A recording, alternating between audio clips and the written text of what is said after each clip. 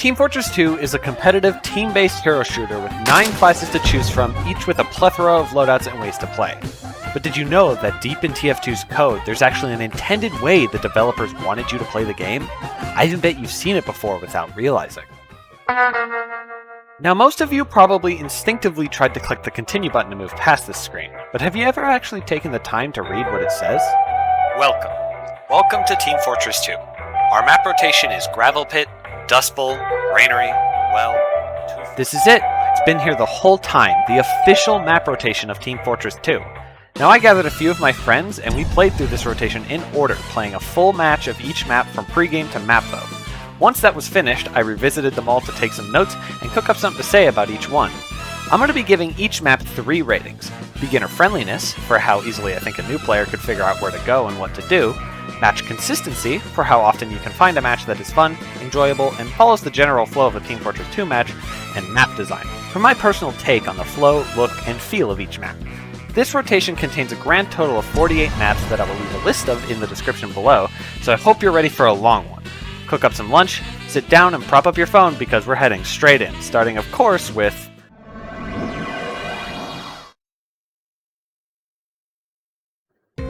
Gravel Pit is a fairly strong starting map. It really shows off the core essentials of TF2 in an almost perfect way. It's a run-of-the-mill attack-defend map with one key thing making it unique. Normally in attack-defend, you have to attack the points one after the other, but for Gravel Pit you can tackle either point A or point B first. It drives home the idea that there is never one true solution to a problem in TF2. You can always approach every situation from multiple angles, and Gravel Pit teaches that through the very objective of the map. I've had lots of fun memories on Gravel Pit, whether it be on the original version or its Screen Fortress variant, and this map is probably the most stock standard TF2 gameplay you can experience. The map makes sure to be guiding without being too overbearing. There's several different paths to take, however they're all marked with what point they lead to, as well as providing multiple exit paths so that you can surprise the enemy from any angle. There's no confusing side paths that lead off of the objectives, and all the points themselves are contained very nicely in their own defensible buildings, making them easy to find and capture. For that reason, I'm giving Gravel Pit 4 stars for beginner friendliness. It's more of a chore actually getting lost on this map. Now, being the first map in this rotation, and of course one of the first maps added to TF2, it's seen its fair share of players. However, from my experience, most people playing on this map are either passing through for a contract or just there to have fun, enjoyable standard games of Team Fortress 2. It's not swarmed with friendlies like some maps tend to be, and while you may occasionally run into the try-hard Tier 8 duo of a pocketed demo and medic, most of the time you'll have a neat and clean match on Gravel Pit. I'm giving it 3.5 stars for match consistency, as you almost will always find a Gravel Pit match, and while you may sometimes run into the bad games, in my experience, you're usually going to run into the good ones. Now I want to talk about the design of Gravel Pit itself. First of all, the entire map is gowned in the classic early day TF2 look I know a lot of people enjoy. The very deserty, middle of nowhere look, and I think Gravel Pit wears it beautifully. The actual battle aspects of the map are great too, with the map focusing on a literal uphill battle with many of the points either focusing on or majorly featuring prominent high grounds for the defending side. That's what attack and defend should be, and Gravel Pit nails it.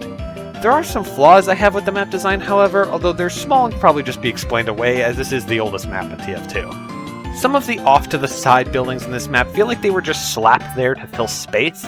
They have no real reason for being there, serving no lore purpose on what is a warehouse for an inhumane amount of gravel. And the tunnels leading out of the attacker spawn weirdly, jarringly just kind of end the moment they reach the area of the objective.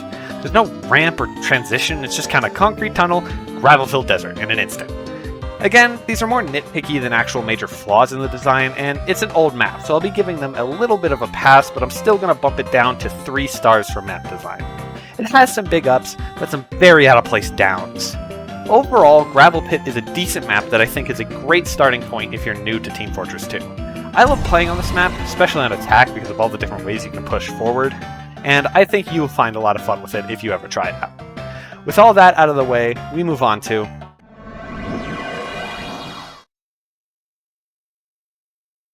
Dustbowl is a map that needs no introduction. Everyone and their grandma has played on this map at least once in their life, some probably more than others, but that isn't without reason.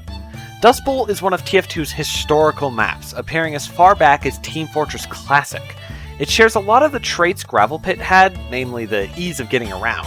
The points are strictly linear, meaning you do have to go after them one by one, but Dustbowl boasts a massive 6 points you have to capture. Now this may sound daunting at first, but the map is divided into 3 stages, each with 2 control points. Dustbowl's path is a fairly straight line with pretty much every path leading directly to the next objective. Most points have several angles you can approach them from, but none feel like a massive detour. Just like Gravel Pit, I'm going to give Dustbowl 4 stars for beginner friendliness. It's no wonder it became such a popular map with how welcoming it's made to be. Now, with how ancient Dustbowl is, you may assume that it's the perfect map for those looking for a classic match of TF2, right? Oh, you sweet summer child. Where Dustbowl welcomes those who are new, it punishes those looking for a nice and quick game of TF2. Like many maps that feature stages, the remaining defense time left on the clock when the attacking team wins a stage is then added on to the defense time of the next stage. This seems fair. The faster the attacking team can win, the more time they earn for the next stage, yeah? Yeah, that would be great if Dustbowl didn't have the most piss-easy first 2 stages, followed by the chokiest, most unadvanceable 3rd stage known to man.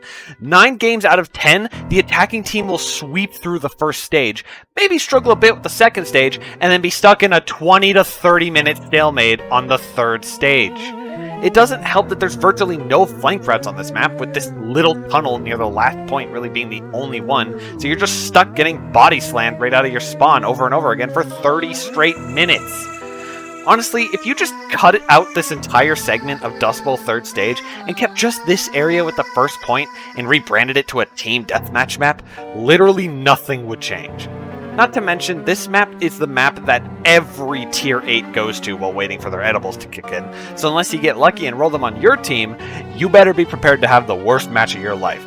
Sometimes you run into a fun Dustbowl match that lasts a normal amount of time, but god, you have a better chance of not getting random crit by the demo pan that's currently standing right behind you. Bean! Dustbowl is by no means a bad map, and this isn't to say those stalematy TDM matches aren't fun, but just depending on who you run into, it can really be a drag. I'm gonna have to give Dustbowl 2 stars in match consistency. You'll never struggle to find a Dustbowl match, but you will struggle to find one that doesn't take all day. Now, the design of Dustbowl is once again the old middle-of-nowhere desert that people love. Really, most of the older maps have this design, so I probably won't mention it from here on out. But Dustbowl cleans up a bit from what Gravel Pit had. There's plenty of cover and nice areas to have a height advantage to hold down the points. I can't exactly tell what Dustbowl is supposed to be, but all the buildings feel right at home, and I always find myself gravitating towards it first when I want to just wander around an empty map to think. I especially love the transition through the stages as the buildings get more and more advanced, ending finally with the massive launch pad for the rocket you launch at the end of the map. It's not just these run-down wooden shacks and then suddenly a massive rocket. The map makes sure to slowly change the map around you so it's a smooth experience all the way through. This moat around the final point doesn't serve much purpose gameplay-wise, as all it really does is connect to that single flank route I mentioned earlier, but at the same time, I don't think I could imagine Dustbowl last without the moat. Dustbowl definitely fixes a lot of the problems I had with Gravel Pit, but I think the lack of flank routes and abundance of generally choke-heavy areas in this map often work as a detriment to the experience, even in smaller matches. For that reason, Dustbowl 2 will be receiving 3 stars in map design, because while the map design succeeds more than Gravel Pit, the flaws in gameplay counteract it. Now, I know I've been mostly talking down about Dustbowl, but I think it's important I clarify that while it is very flawed, Dustbowl is a lot of people's first experience in TF2, me included. Many of us have spent hours, days, maybe even years on this map and have so many fond and fun memories. Dustbowl is flawed, but I don't think it's a bad map by any means. And hey, next time we're on Dustbowl, maybe we'll run into each other. But for now, it's time we move on to...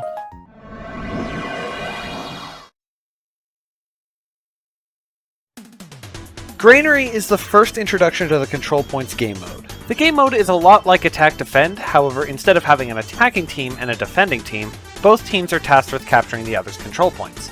There are 5 control points and you have to capture them in order, however, the enemy team can then recapture points you have already captured. First team to own all 5 control points wins the game. I think Granary is a great map to introduce this game mode. It has plenty of wide open space to get a feel for the larger map, each point has a decent but not too overwhelming high ground to defend or attack it from, and there's plenty of pathways you can use to sneak behind people with. Although that's also something that I think may hold this map back for a new player. Everywhere you go in this map, there's several different paths you can choose from, and they all take you to different places.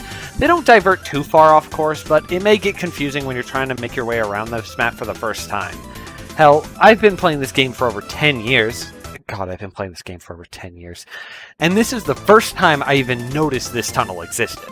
It drops you behind the second point, and I guess you could use it to try and flank enemies, but you also kind of need to cross the second point to even get to this tunnel. Now, the many branching paths is really the only thing this map has that I think could be confusing to a new player, but too many paths is definitely a big drawback, so I think I'm going to have to give Granary 3.5 stars in beginner friendliness.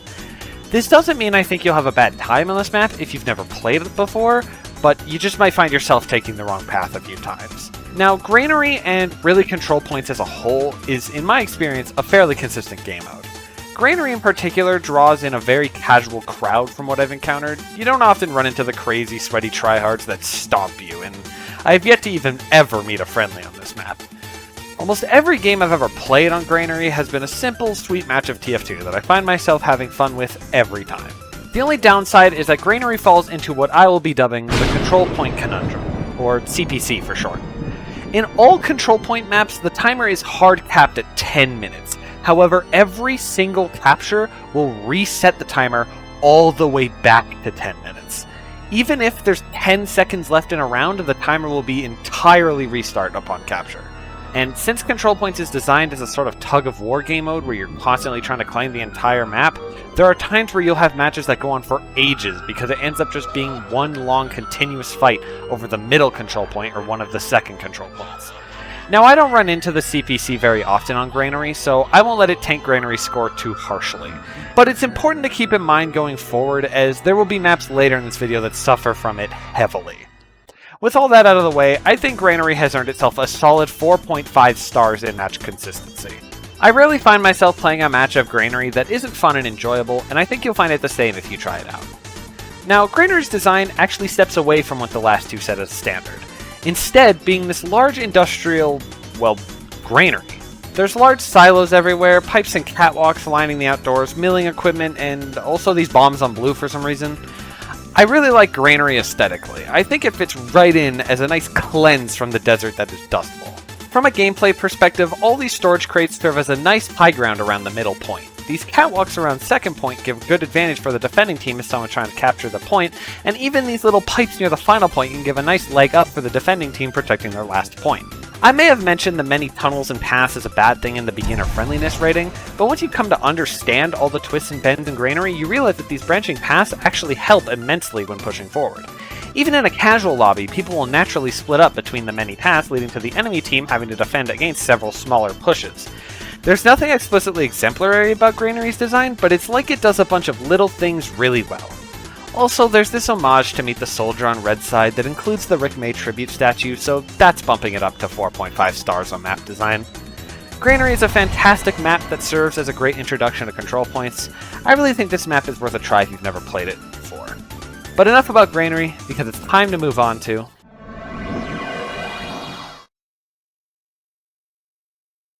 Well is another control points map, and I think it cleans up a few of the problems I had with Granary. It keeps the wide open space to accommodate for the larger map, but with far less branching paths. Really, the only split path is through the sewer tunnel. You can take this path to either get outside in the midsection, or take it straight to the middle point. You can't use this to sneak into the enemy base, however, as the door leading into it is one way, but you could use it to flank behind the middle point if you manage to sneak into the doorway containing the entrance. There's plenty of clear ways to get to each point, and there's plenty of room to make large pushes with your team either to attack or defend a point. I think Well stands out as a map that is perfect for every player. I think it's probably the best control points map if you're a beginner and still trying to figure out the style you enjoy, as there's something for every class to excel on this map. I think Well is deserving of a perfect 5 stars in beginner friendliness. The map is welcoming, it has something for everyone, and you'll never get lost trying to figure out where to go. Now, the matches of Well, just like Granary, are fairly consistent. I don't see many tier 8s gravitating towards it, and while you may run into the occasional friendly, it's very rare in my experience. The teams are often very balanced, especially if you're running a good comp, and the matches never feel like a drag or a stomp. Now, Well absolutely suffers from the CPC more than Granary, but it's usually not too bad. At most, the round may last upwards of 20 minutes. Of course, you get 2 to 3 rounds per match, but at the end of the day, an hour on Well is definitely better than an hour on some other maps. I think it's fair to give Well 4 stars for match consistency. The matches are always clean, the rounds will never last atrociously long, and the players are usually just a bunch of people there for fun. Now, the design of well is one of my favorites. Despite the name, the map does not take place on a well, it takes place in a train yard. There's trains littered about outside, and in the middle point there's actually trains that will occasionally pass by during the round.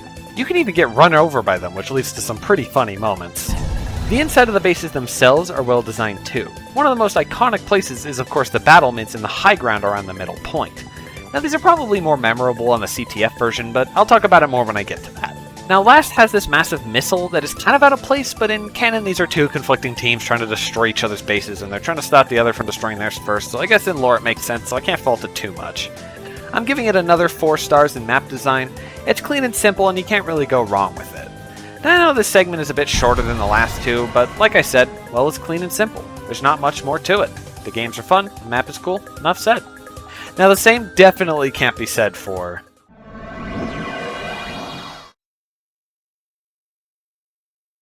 Oh, Fort, where do I even begin? Alright, well, the first rating is beginner friendliness, and I'm gonna be honest, if you're playing TF2 because you were watching some YouTuber play it, you probably already know this entire map like the back of your hand.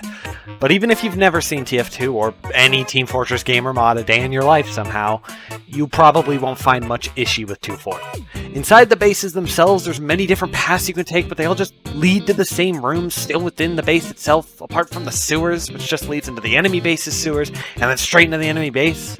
Or you can go outside and cross the very short bridge that leads directly into the enemy base. Basically, no matter where you walk on this map, you will eventually end up at the intel. Right, I should probably talk about the new game mode. Fort is the introduction to the Capture the Flag game mode. I'm sure you all understand how this works, but for those who don't, it's simple. There are 2 flags, yours and the enemy's. You must infiltrate the enemy's base, grab their flag, and carry it all the way back to your flag to score a point. First to score 3 points wins the round. Fort has absolutely nothing that could complicate this. The map is detrimentally tiny. Now the stuff with the sewers and all the different paths leading to the same place could get overwhelming for a new player, so I guess I'll have to bump it down to 4 stars in beginner friendliness, but let's be honest. Even someone who has never played TF2 knows this entire map inside and out. Now the match consistency.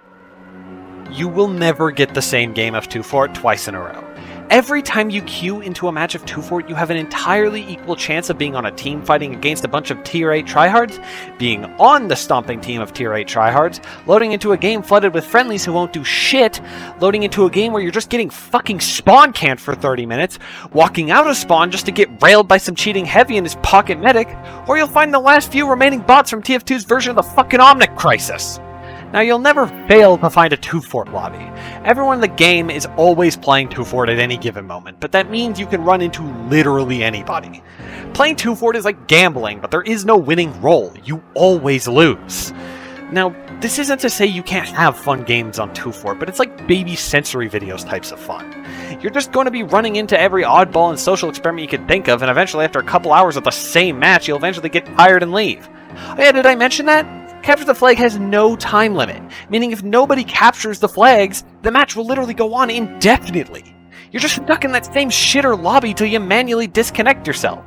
And the map is so devastatingly small that you can't even pull off many funny shenanigans. The funniest thing you can do in this map is run sticky jumper, loose cannon, and terrorize snipers, or run a Soundsmith style gimmick that's only funny because it's just a shitpost and you aren't doing anything.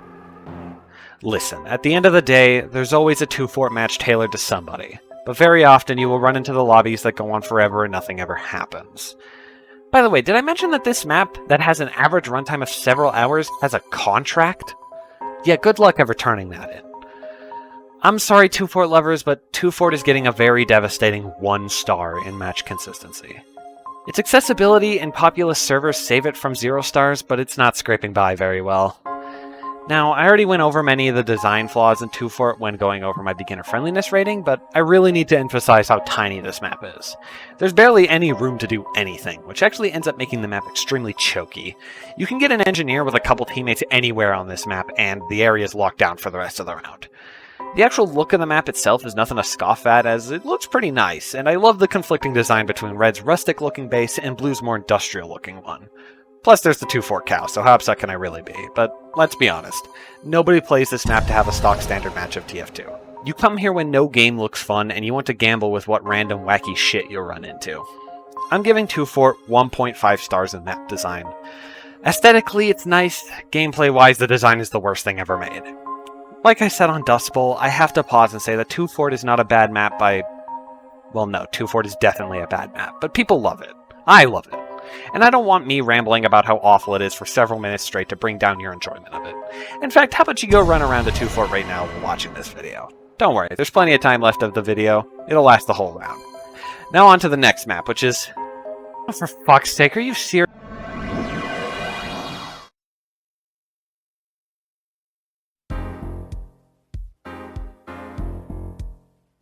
Violet? Where did she... Oh, she left a note. Fuck Hydro. Hydro is the worst map ever. I refuse to talk about Hydro. Zero beginner friendliness, zero match consistency, and zero map design. Hydro is awful. I hate Hydro. Huh. Okay. No, you know what? Fuck that. I will talk about Hydro. Who made this map? On paper, territorial control sounds like such an amazing game mode. It's like control points, but you're claiming entire sections of a map instead of just the points. But the way they do it, with the round having to fucking reset every 30 seconds, because that's how long capturing a point on this map takes, and the massive confusing-ass map they designed for it, like, look at this! There's massive fucking arrows pointing everywhere, and I still get lost. It looks like they asked a toddler to design it. The entire map makes no sense. There's not even any consistency in the points themselves because it could be a battle between any blue and red point, so it's different every single time. It just gets to be so painfully confusing and overwhelming you can't actually accomplish shit. And guess what? We couldn't even find anybody playing it. All this footage is from a server I had to make just to get some goddamn background footage on. And like I said, territorial control could be such a good game mode, but guess what? They never made another map for it. Hydro is the last of the 6 launch maps from almost 19 fucking years ago, and it is still the only official territorial control map, even including event maps. Hydro is such a joke of a map. It's like they wanted to experiment with what they could do and just decided to throw the first draft in as a launch map. I hate this map with a burning passion. It's so stupid. It fails to prove its concept and no one ever plays it. I cast it into the fucking fire. Goodbye, move on, let's go. Enough of the countdown, just join now.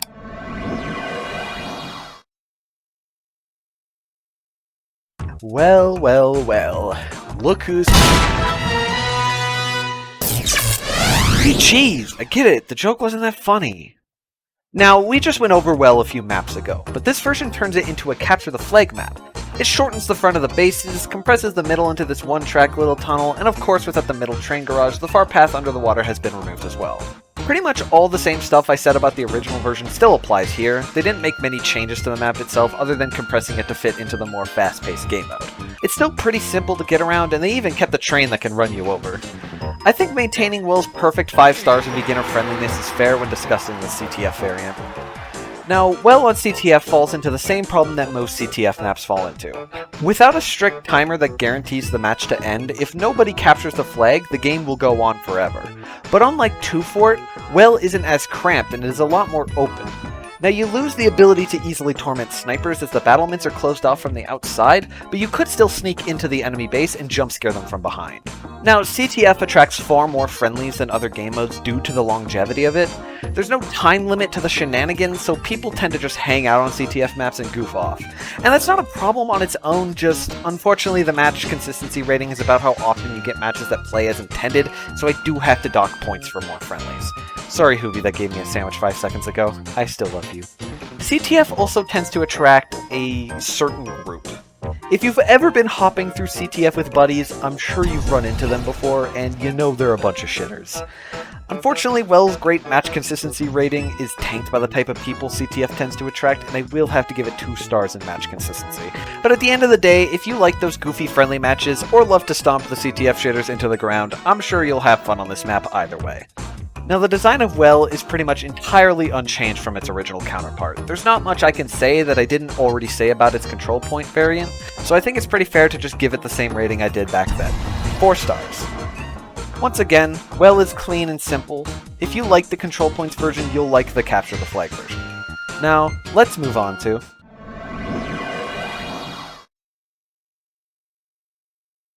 Badlands is another control points map that I think has some pretty big flaws. Now, if you're a new player on this map, I think you'll have an alright time finding your way around. There's not many split paths, and even the ones that are there really only lead to the battlements or just onto the points themselves, so regardless of where you go, you likely won't get lost.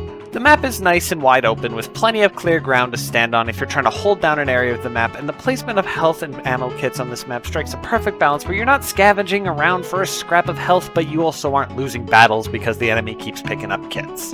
I think from a beginner standpoint, Badlands is a great control points map, and while the big twisting map may be daunting at first, you can get accustomed fairly quick, especially if you stick with your team.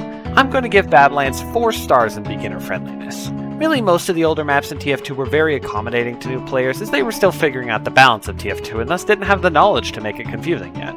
Now onto match consistency. There are exactly 2 games of Badlands.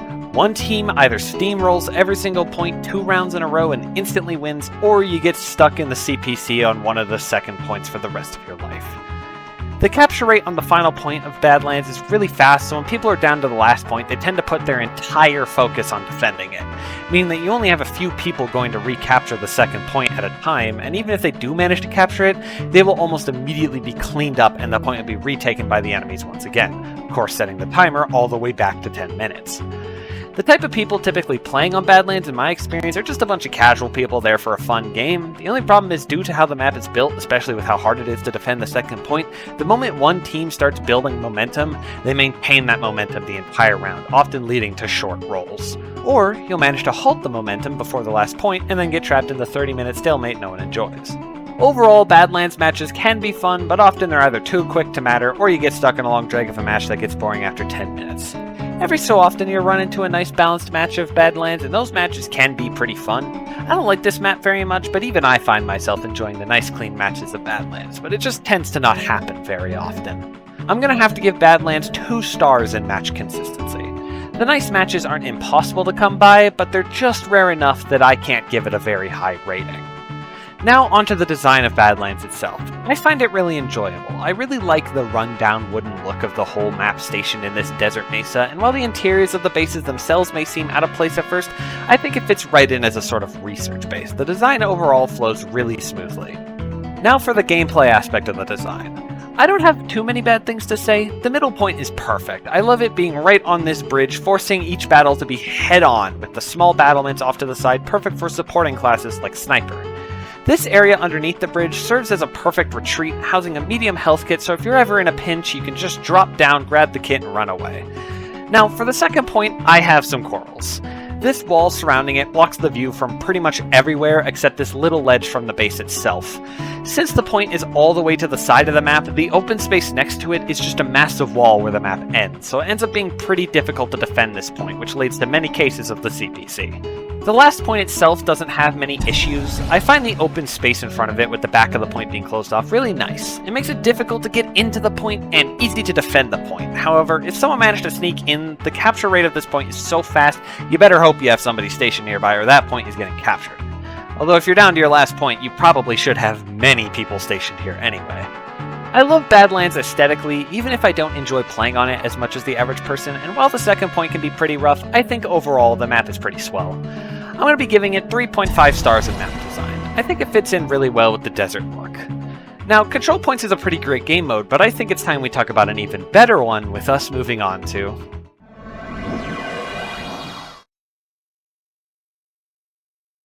Goldrush was the third map added to TF2 outside of the initial 6 launch maps, and it also brought with it a brand new game mode, Payload. In Payload, the attacking team must escort the cart through the entire map. There's checkpoints you can reach that will often change the map, as well as move up your spawn so you can spawn closer to the cart. The cart can roll back if you haven't pushed it in a while, but it will never roll backwards past a checkpoint. The goal is to push the cart all the way to the end and blow up the enemy's base. Of course, there's also the defending team who's tasked with preventing the bomb from ever reaching their base. Payload is a lot like Attack Defend, but instead of specific points you have to capture, the objective is constantly moving forward. Honestly, Payload is my favorite game mode, and it's not even close. Now, Goldrush, I think, is a fun way to introduce Payload. Goldrush at its core is almost like if you took Dustbowl and made it a Payload map. The entire map is formatted very similarly to Dustbowl, even having some of the same routes and strange hiding spots, and it's also split into 3 stages. Although it doesn't suffer the 30-minute third stage like Dustbowl does. Now with it being built pretty much identically to Dustbowl, it of course inherits the same ease of getting around that Dustbowl had.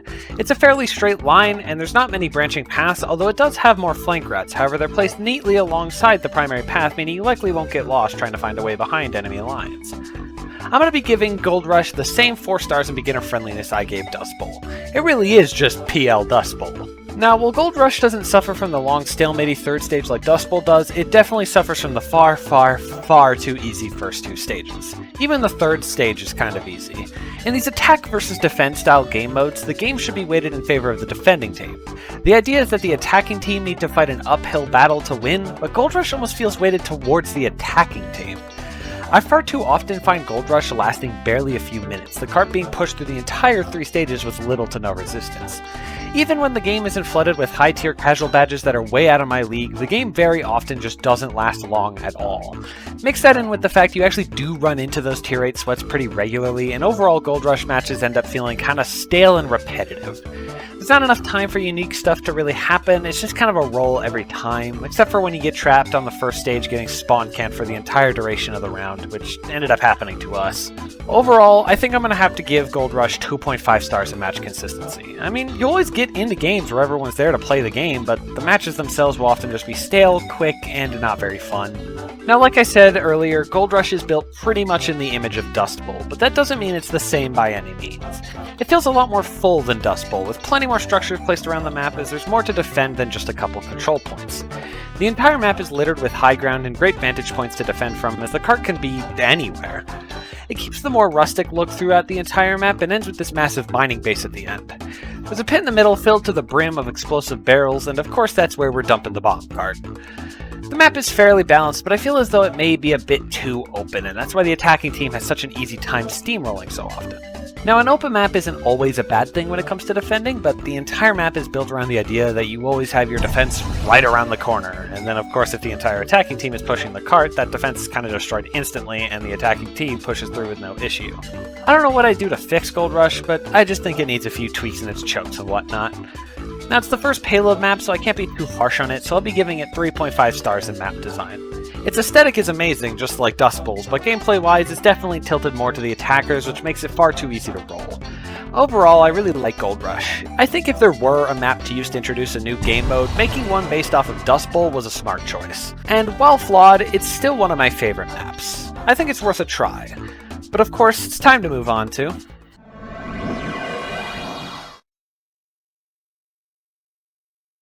Fastlane is a pretty solid control points map. It's probably one of the more memorable ones, too. I've played many games on Fastlane through my years on TF2, and while it's got its ups and its downs, I've always found it to be a fun map. It's got some nice open areas, but nothing so open that it's indefensible, and while there's plenty of side paths and ways to go, everything is neatly marked and guides you along the way to each point. Each point has plenty of cover as well as high ground to hold it from, and while I think a new player could get lost if it was their first time ever, if you stick with your team, I think you can learn this map in no time. Fastlane is one of the earliest maps I've ever played on, and it's treated me well across the years. I'm going to give Fastlane a well-deserved 4 stars in beginner friendliness. I think apart from Fastlane's probably the best map to learn control points as a game mode. Now as for the match consistency, you can usually find a Fastlane match in no time at any hour, and in my experience I really do not run into the CPC on Fastlane very often. You may have a bit of a tug-of-war bouncing between both sides' second point for a bit, but I've never had it focus around a single point or last very long. You may occasionally run into the tier 8 tryhards more often on Fastlane, as it's a decently competitive map, but control points as a game mode tends to draw in a more competitive crowd, so I can't fault it too harshly for it. Weirdly, I tend to find a lot of people on Pyro on this map whenever I play it. I don't know what about Fastlane draws in so many Pyros, but during both the initial recording as well as matches I played while writing this script, I ran into plenty of Pyros. Maybe it's the tight side paths being easy grounds for burning the enemy team alive, but it makes a few classes a bit hard to play, namely Spy, Scout, and Devil Knight. I think Fastlane earns itself 3.5 stars in match consistency. Although, whatever kind of match you run into, I think you'll still have a good time. You really can't go wrong with Fastlane. Now for map design, I have a lot of adoration for the design. It follows a theme many maps do, with the red base having old wooden buildings and blue base being made out of metal sheets looking half-built. The interiors of the bases themselves, like usual, are virtually identical outside of color differences. I really like the design of the outdoors on buildings surrounding you everywhere you go, the wooden walkways on the edges of each point, crossing over into the pass towards the center point, which I love the little metal plate walls on the corners for, just that little bit of cover. Running from end to end on this map, it just feels so smooth. The feel of the map just flows so smoothly, I really enjoy it. I think Fastlane is getting an almost perfect 4.5 stars in map design. The only real drawback is I'm not a huge fan of a lot of the older maps all looking like deserts, but really I can't drag a map score down too harshly for that. They were going for a style. Honestly, Fastlane is a really fun and decent map, and I think you should try to hold on to that feeling the best you can, because it's going to fade real quick as we move on to.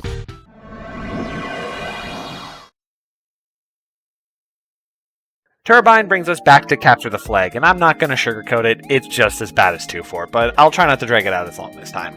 Turbine is as simple of a map as you can get. There are no side rooms, there's no areas to disappear into, and it's just the spawn rooms, the intel room, and the big main room in the middle, and then connected all together with a bunch of hallways. You literally cannot go off the intended path, because they put barbed wire fences along the entire trail. The map is so tiny and cramped and annoying and... Okay, getting a bit sidetracked. The point is, Turbine has nowhere else to go but the objective. It's so simple and boring, I literally can't say anything else about it. That's it. Of course, with a map this plain, you will always find your way around no matter how new you are, so even though the map sucks, it's getting a perfect 5 stars in beginner friendliness. Now, the ratings aren't going to be so great moving forward. As a CTF map, Turbine is predisposed to having god-awful matches. As my friend Prince Grottle put it very neatly, there are 3 types of Turbine games. You can either have the classic one guy rushing the intel immediately and ending the match in seconds, the people who just want to dick around because it's a casual CTF map but Turbine is so ass it's not even fun to dick around on, and the one where the enemy team has just one decently good shitter leading you to getting spawn camped all game as they don't even bother with the intelligence. You can't have fun on this map. It's all indoors and the roofs are criminally low. There's no wide open spaces apart from the sightlines between the 2 battlements. All you can really do is have sniper duels or build a fuck-ass sentry in the middle that just locks down the entire map. Turbine is getting 1 star in match consistency. It's like the worst CTF map aside from maybe 2-4. Moving on to map design, there's hardly anything I can even talk about. The map is so tiny, and even what rooms do exist barely have any decoration in them. The only room that has anything is the middle room, which just has a couple crates and these massive turbines in the middle. There's nothing in this map to even talk about when discussing its design. It's like someone entered a contest on making the most boring map possible, and this was their submission. Typical colors too. The fucking Roblox ripoff of TF2 actually changed the layout of Turbine, adding this tunnel for more maneuverability so that it would actually be more enjoyable to play.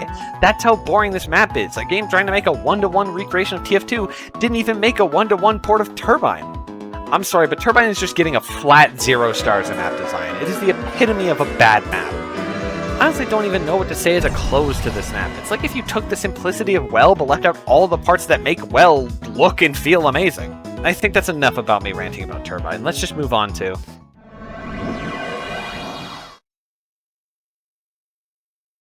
Badwater Basin, or just Badwater for short as most people call it, is one of my favorite maps in TF2. It's already in my favorite game mode, Payload, and I think it accomplishes what it tries to do nearly flawlessly. Being a payload map, the layout is relatively straightforward, however there are lots of side paths and weird rooms that lead all over the place, and there's this massive clearing near the first checkpoint, so I really can't blame anyone getting confused on where to go on this map. It's really a good payload map, and I've had plenty of fun times on it, but I think it's fair to cut straight to the chase and say Badwater is getting 2.5 stars in beginner friendliness. It's a decent starting map, all things considered, but I definitely have a few memories of getting lost in the back alleys of this map when I first was playing. Just make sure you're paying attention and sticking with your team if it's your first time. Now for the match consistency, I do unfortunately have to admit Badwater has a fairly inconsistent quality with its matches. I run into friendlies quite often, and on matches I don't, they're almost always swamped with the high-level casual stompers. In my experience, one side always ends up crushing the game. It's either the attackers roll straight through unhindered, or they roll up to the second to last checkpoint and just get stalled out for the remainder of the timer, because the defending team has set up a round last so perfectly, no one can get around it. I've definitely run into some good Badwater lobbies, and they're not as rare as I'm making them sound, but I think you should be prepared to have a very one-sided match if you're going for this map. All things considered, I think giving Badwater another perfectly middle-of-the-road rating of 2.5 stars for match consistency is the best I can offer it. It really is a 50-50 on if the match is going to be good or not. Now, finally for what I've wanted to talk about, the design of Badwater. I really like the design of Badwater. It takes that deserty look and spins it into something even better. You have tall buildings lining your entire path, the train dock just by the attacker's first spawn, and god, can we talk about how memorable the areas around the first and last checkpoints are? They both have plenty of areas to set up engineer buildings, and they have nice little getaways for health and ammo. There's all sorts of paths you can take to get around behind the enemies. It's amazing. And the overall aesthetic is just beautiful. I don't mean to drone on about Badwater so much, but it's just so well designed. Now there's another map I think looks even better, but I will get to that later. But for the time being, I think Badwater deserves a near perfect 4.5 stars in map design. It's truly one of the best in the game, in my opinion. I think if you've somehow never played on Badwater, it is absolutely worth a try. It may take a couple queues to get into a worthwhile lobby, but when you do, trust me, it will be fun. Now next up is a good one, so get ready because we're moving on to...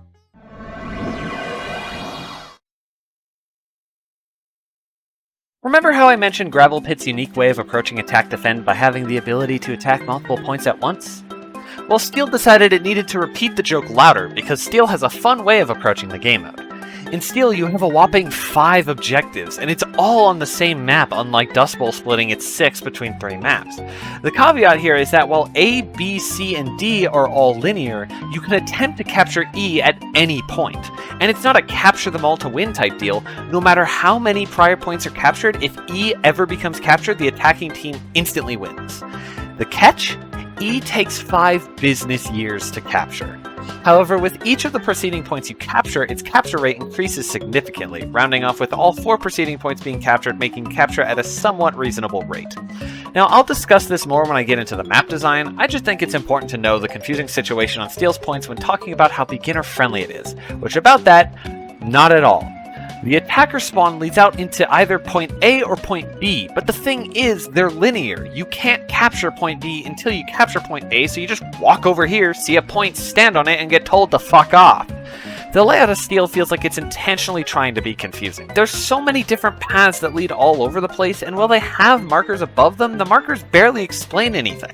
There's so many tunnels that lead to dead ends with just a tiny window for a quote-unquote sightline, and half the paths in this map lead to E and are placed in a way that look like they lead to the next objective but don't. Capturing A opens a new way to E, but the thing is, it's on A. So you capture A, see this big door open and think it's the way to the next point, and then realize the point you're standing on is capturing at a snail's pace. Nothing about this map is welcoming to beginners. In fact, it actively feels like it's against beginners. It's like it doesn't want you to play on it. I'm sorry, Steel is an alright map when you know what you're doing, but for beginner friendliness, it's getting 0 stars. Do not play on this map unless you're well acquainted with TF2. Now, Steel has a strange reputation of being one of the maps many old TF2 players grasp onto like it's the lifeblood of the game. And what do you get when you're in a lobby filled with people who have been playing the game for 18 years straight? Rolled. You get rolled. Almost every lobby on this map is filled to the brim with shitters who take the game as serious as a heart attack. They treat Steel like it's a hostage situation. If they lose the game, their family dies. I've never seen a lobby as sweaty as some of the lobbies I've run into on Steel. Combined with how confusing the map is, it just ends up being not fun at all most of the time. When you do occasionally run into a nice lobby, Steel can actually be pretty fun. If you get used to the confusing layout, the pushes throughout the map feel really smooth, and it's the most team coordination you will ever experience, but it's just so unlikely that I can't possibly give Steel a good rating for this. It's going to be receiving 1.5 stars in match consistency. People seriously need to stop playing Steel like the world's going to explode if they lose. Now, I already went over it at the beginning, but the design of Steel leaves much to be desired. Don't get me wrong, the aesthetics of it are great. Steel looks fantastic, I love the outdoors around point A and point B, the area around E with the mode of the bottomless pit feels funny but fitting, and all the connecting pathways look great, but just gameplay-wise, Steel is so goddamn confusing. There are so many unnecessary pathways, so many dead ends that don't even serve as good sight lanes. Do you know how far away from E I actually am when I'm in this room? Look at how far I have to walk to actually get there. Why is this a thing? Who is using this sightline? Steel is a perfect split between beautiful aesthetics and god-awful gameplay design, and I think it's fitting to give it a perfectly split rating of 2.5 stars for map design. Seriously, a message to the people who made Steel: who hurt you? Overall, I think Steel is an okay map that can be fun if you know what you're doing and don't run into a bunch of shitters, but more often than not, you're going to be having a rough game on this map. So let's get out of here and move on to...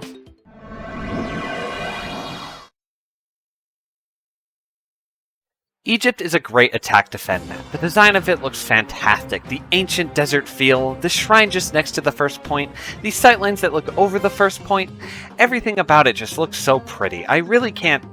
Wait a minute, this isn't Egypt. Where's my notes on Egypt? Is it these? I think it's these. I really love the feel of Egypt. With these tunnels that lead up to the middle area, or even just this little open strip just outside spawn, it all... No, wait, this is Lakeside again! I swear to God I had notes on Egypt. Where did they... Oh, here they are. God, I thought I'd never find them. Egypt is boring. Is that it? That's all I wrote? Huh. Well, I guess that is really all I can say about Egypt. Egypt is an attack-defend map with 3 stages where you're progressing through an Egyptian ruin, I think. Aesthetically, the map looks really nice, but just there's so little to really talk about. It's kind of a nothing map at its core. Like, it's not as bad as Turbine by any means, but I've always found Egypt oddly empty.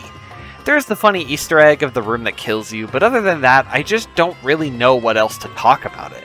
The map is by no means confusing, and I think a new player could find their way around with little to no trouble, so I'll give it 4 stars in beginner friendliness. As for the consistency, I don't run into very many people on Egypt. It's either people who are new, people who are just queuing every map in the game, or some sweat who just wants to convince everyone the map is actually good. I can't really think of any really unique matches I've had on Egypt, but I guess that means the matches are fairly consistent, so I guess it'll get 3.5 stars in match consistency too. It's strange. I spend the whole beginning of this bit tarnishing the fact that Egypt is boring, and yet it being boring is somehow scoring at high ratings. Now, onto the design. Aesthetically, I do really like Egypt. I love the ancient Egyptian ruin look, but I just wish it had more. There's so little actually to the design that it leaves much to be desired. From a gameplay perspective, the map plays fine, it has plenty of side paths for flanks, and the map strikes the perfect balance of being open enough to be fun, but not so open it's hard to defend. I think Egypt earns itself a fair 3.5 stars in map design. This segment is much shorter than the others, but really I just can't think of stuff to say about Egypt. It's bland, but not in a beige way, more in a vanilla ice cream way. Let's just move on and get back to the maps that do have stuff to be said about them. Resuming, of course, with...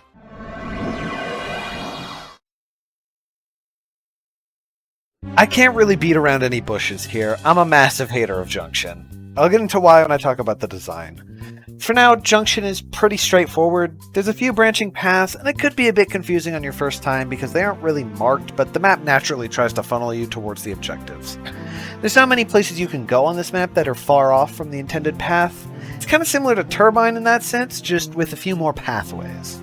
It's a quick rating, but it's simple. Junction gets 4 stars in beginner friendliness. It's really just too small to be overly confusing to new players. Now, for match consistency, and I'm actually going to combine this rating with the map design rating, because I think the design of the map genuinely has a large effect on the quality of the matches. Junction's map is so incredibly cramped. Everything I said about Turbine having low ceilings, multiply it by 3.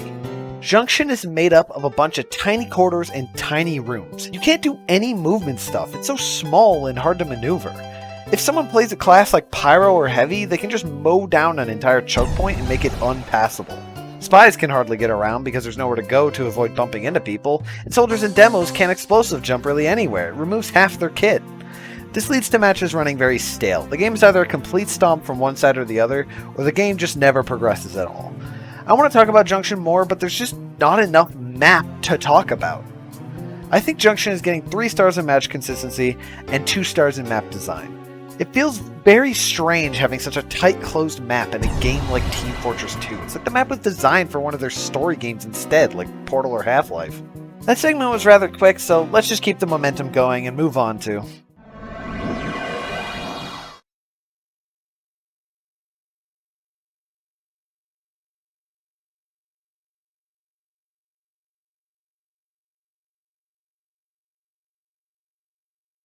Pipeline introduces yet another new game mode, however this one won't take long to explain. Payload races like Payload, except there are 2 payloads, one for each team. The red payload will go forward when accompanied by a member of the red team and will stop if there's a member of the blue team present, and then vice versa for the original blue payload. See, on paper, I think Payload Race is an amazing idea for a game mode, but it ends up just being a long catfight of both teams TDMing each other to stop each other from pushing their payloads. There's a better map to discuss this on, so for now I'll just move on to talking about Pipeline itself. Pipeline is split into 3 stages, and I think the way it handles these 3 stages is great. Stage 1 has nothing special to it, but whichever team wins Stage 1 will gain a distance boost on Stage 2, and if they then win Stage 2, they'll have a huge distance boost on the final stage. And the way this is handled means that if one team wins Stage 1 and the other wins Stage 2, they'll both just have half the distance boost on Stage 3, making it even out. I really like this way of doing it, and while Payload Race may be an iffy game mode, I think Pipeline is definitely the best way to go about it. I just wish more people played it. Now, all 3 stages aren't very big. They have plenty of side rooms and paths and whatnot, but really it's nothing too fancy. The most complicated paths are on the first stage. Stage 2 gets much simpler with only a couple of paths between the bases, and Stage 3 is all bets are off, no side paths, we're fighting side by side the whole way through. I think the first stage could be a bit strange if you're new, and really Payload Race as a whole might take a bit to get used to, so I think I'm going to have to give it a decent 3 stars in beginner friendliness. But it gets simpler the farther you go in this map, so I think anyone could have a fun time with it. Now, I didn't really get into it with the last MISC map because I was too busy with being really mad. But Pipeline, along with any map that doesn't fit into one of the main game modes of TF2, suffers a problem when it comes to the casual queue system. No one scrolls down in this menu to find the miscellaneous game modes. Stuff like territorial control, payload race, pastime, it's all hidden away down at the bottom of the queue menu, so it's really hard to find matches for these maps. We spent quite the time in queue looking for our Pipeline match. Now, Pipeline has a bit of a saving grace in the fact that because MISC maps take so long to queue, you really only get the kind of people who are interested in the map or have fond memories of it and just want to have a clean, fun time. While my Pipeline matches have been far and few between, all of them were fun, enjoyable, and everyone in the lobby was nice and fun to play with. The difficulty to find a match is a huge downside to the map, but I think you should still try to find a match of Pipeline anyway because I think you'll agree with me that it's extremely fun. With that all out of the way, it's unfortunately going to have to receive 2 stars in match consistency. Actually being able to find the matches is very important when it comes to match consistency. Now, on to the design of Pipeline. I really like how the map flows. The first stage has plenty of ways to sneak around behind enemy lines, and while it's fairly short, I think it still feels great to play on. See, the thing with Payload Race is even when it's short, you're still competing with the enemy team, so they're going to be trying to stall your card as often as possible, so you get lots of time to really take in each stage of Pipeline. Also, bonus points on the first stage, letting you get right up and personal with the enemy team before the round starts.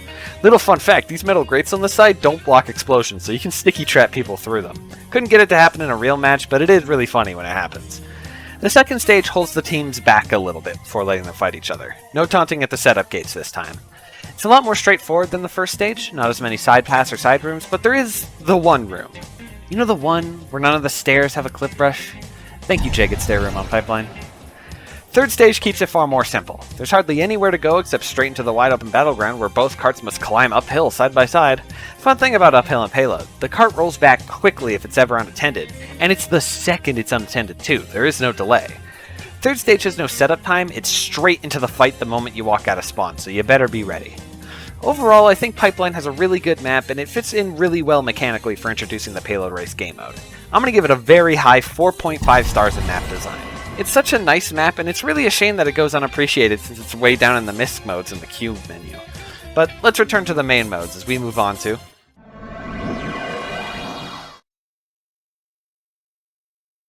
Hoodoo brings us back to payload, with just one payload again. Like Goldrush, Hoodoo features 3 stages, however it's built as its own unique map this time, instead of being the Dead Ringer to a different map. Hoodoo even has its own unique payload. Instead of the normal nuke on a cart, it's this platter of various explosives and dynamite with an appropriately fitting ticking sound effect emitting from it the whole time. Now Hoodoo does have plenty of winding and branching paths that could get really confusing if you're exploring the map for the first time. The first 2 stages are riddled with them all over the place, and honestly even today I still occasionally find myself getting lost on Hoodoo when trying to get behind the enemy lines. I want to emphasize that this is not a bad thing, I just think it could get confusing for a new player. Hoodoo is a very fun map if you take the time to learn it in full, and I really think you should, but for now I think it's going to bump its rating down to 2.5 stars for beginner friendliness. Now for the match consistency, I'm going to be real here, I don't know if there's a goddess looking down upon Hoodoo, but I played several matches of Hoodoo before recording this video, of course the one match during the recording of this video, and then several more when writing this script, and every single match was a nice match that was really fun and full of kind and friendly people. It was all like exactly what you'd want out of a match of TF2. Now I know I probably just got extremely lucky, but hey, this entire video is based on my personal experience and opinion, so big shrug, guess Hoodoo's getting a perfect 5 stars for match consistency. You can never go wrong with a nice clean match of payload, and Hoodoo is all about that. Now, onto the design of Hoodoo, I can't really say much. It follows the standard that many of the maps before it set. Nice desert look, run-down buildings lining the map, plenty of decoration around the map that really sells this as a sort of run-down western town that you're passing through. It's nice, it's simple. I can't really drone on about it without sounding repetitive, but I do really enjoy the way it's done on Hoodoo, especially the many buildings you pass through with the cart. I know lots of these early segments are seeming kinda short, but from this point on they start going all sorts of directions with the design, so it should get better from here on out. Before I close off Hoodoo, I'm going to give it a decent 4 stars in map design. It's beautiful and fits the theme it's going for perfectly, and gameplay-wise there's nothing I can really say except lots of flank routes, plenty of high ground, and no impossible choke points. We love Hoodoo. Now the next one's going to be a fun one, so let's hop right in with the trio that is...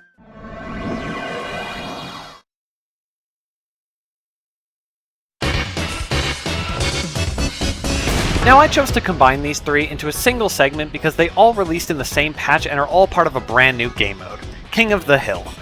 I think everyone knows what this game mode entails, but for those who don't, King of the Hill focuses around a single point in the middle of a small map. Either team can capture it, but capturing it doesn't mean the game is over yet. While your team owns the point, your team's timer will go down. Both timers start at 3 minutes. There are some maps where this is an exception, but these three follow that standard. Once your timer hits 0, and the game isn't in overtime, you win the round. There's 3 rounds, with the best of 3 winning the match overall. King of the Hill is the champion when it comes to finding a game that plays decently competitively, doesn't run too long, and isn't too confusing. The layout of these 3 maps are mostly similar. They all have paths that bring you around in a large circle around the point, and they each have their own unique side traits. Sawmill contains the point in this large shed with little battlements you can watch the point from. There's open space to take shots, but there's also this little wall for cover that even comes with a little window to look down and see what the situation on point is. Nucleus has this massive side room that leads to its battlements with a medium health kit in the middle and stairs that lead down towards both teams' spawn rooms. On the opposite side, there's a back hallway that leads down into the underside of the point that has a small ledge you can try and take sneaky shots from. And Viaduct... well, Viaduct doesn't have too much. There's no path that takes you around in a circle, but each side does have these little shacks you can use to make your way up to the high ground. They're even fitted with these little bridges you can use as battlements to watch across the point. All in all, none of these maps have anything that's too overwhelming for a new player. There's plenty of ways to get around the maps, and you won't get lost as often trying to find your way around. Sawmill will be getting 4.5 stars, Nucleus will be getting 4 stars, and Viaduct will be getting a perfect 5 stars in beginner friendliness. They're all decently friendly, but the variance in score comes from Nucleus having more winding side paths, Sawmill having some of its paths hidden in little sheds, while Viaduct has everything laid out before the player's eyes right at a spot. Now for match consistency. I think for the most part, all 3 maps have pretty similar matches. Yeah, you're gonna run into more sweaty people, but that's just par for the course in King of the Hill. I can't fault the competitive game mode for being competitive. I will say I encounter it far more on Sawmill and Viaduct than Nucleus, however. Outside of some suspiciously skilled snipers, I don't run into many aggressive sweats on Nucleus, so it's getting a slightly better pass overall. Really, I see a lot of people joining into King of the Hill for a sweet, short, enjoyable game. I think they're all getting a decent score. Sawmill and Viaduct will be getting 4 stars each, while Nucleus gets a slightly better 4.5 stars in match consistency. Really, these 3 maps are all amazing introductions to the King of the Hill game mode, and you can't go wrong with any of them. Each of the maps also comes with stellar designs that are all unique. They all stray away from the deserty look. Sawmill is in a rainy lumber yard, run-down wooden shacks everywhere, the big mill yard in the middle that houses the point, little flooded ponds near the spawn rooms on each side. Nucleus is in this massive sciencey lab-type place with this weird-looking energy orb above the point and glowing lights surrounding the point below. You have no idea what the fuck is happening, but it looks badass. I know it's not in the rotation, but the Versus Saxton Hail version converts the bottomless pit into this acid pool, which I think is really neat. And Viaduct comes in with this beautiful snowy lodge area. Viaduct is definitely the smallest of the 3, but it still makes sure to provide a great atmosphere to fight in. I love all 3 of these maps so much. They all bring so much to the table, and the game mode they introduce is one of the best in the game. I think giving them all 4 stars in map design is deserving. They'll excel while still keeping it nice and simple. I think these 3 maps really set a strong standard in how Team Fortress 2 is played. They really made the scene in a lot of aspects, especially competitive. I probably hardly did them enough justice in this segment. Really, I think you should all go try out each of these maps for yourselves and just see what I mean when I say this is the perfect way to introduce a new game mode. Sawmill, Nucleus, and Viaduct are a trio as influential as the Kanto starters from Pokemon. I think they really outdid themselves with these maps. Now enough gushing about the beloved KotH trio, I got 28 more maps to get through, so let's get right back into it by moving on to...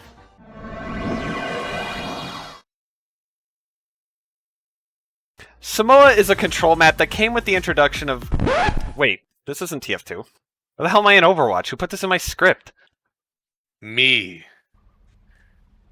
Finish the goddamn Overwatch video, man. I'm fucking tired of playing this shit. I'm working on it. You just gotta give me time, man.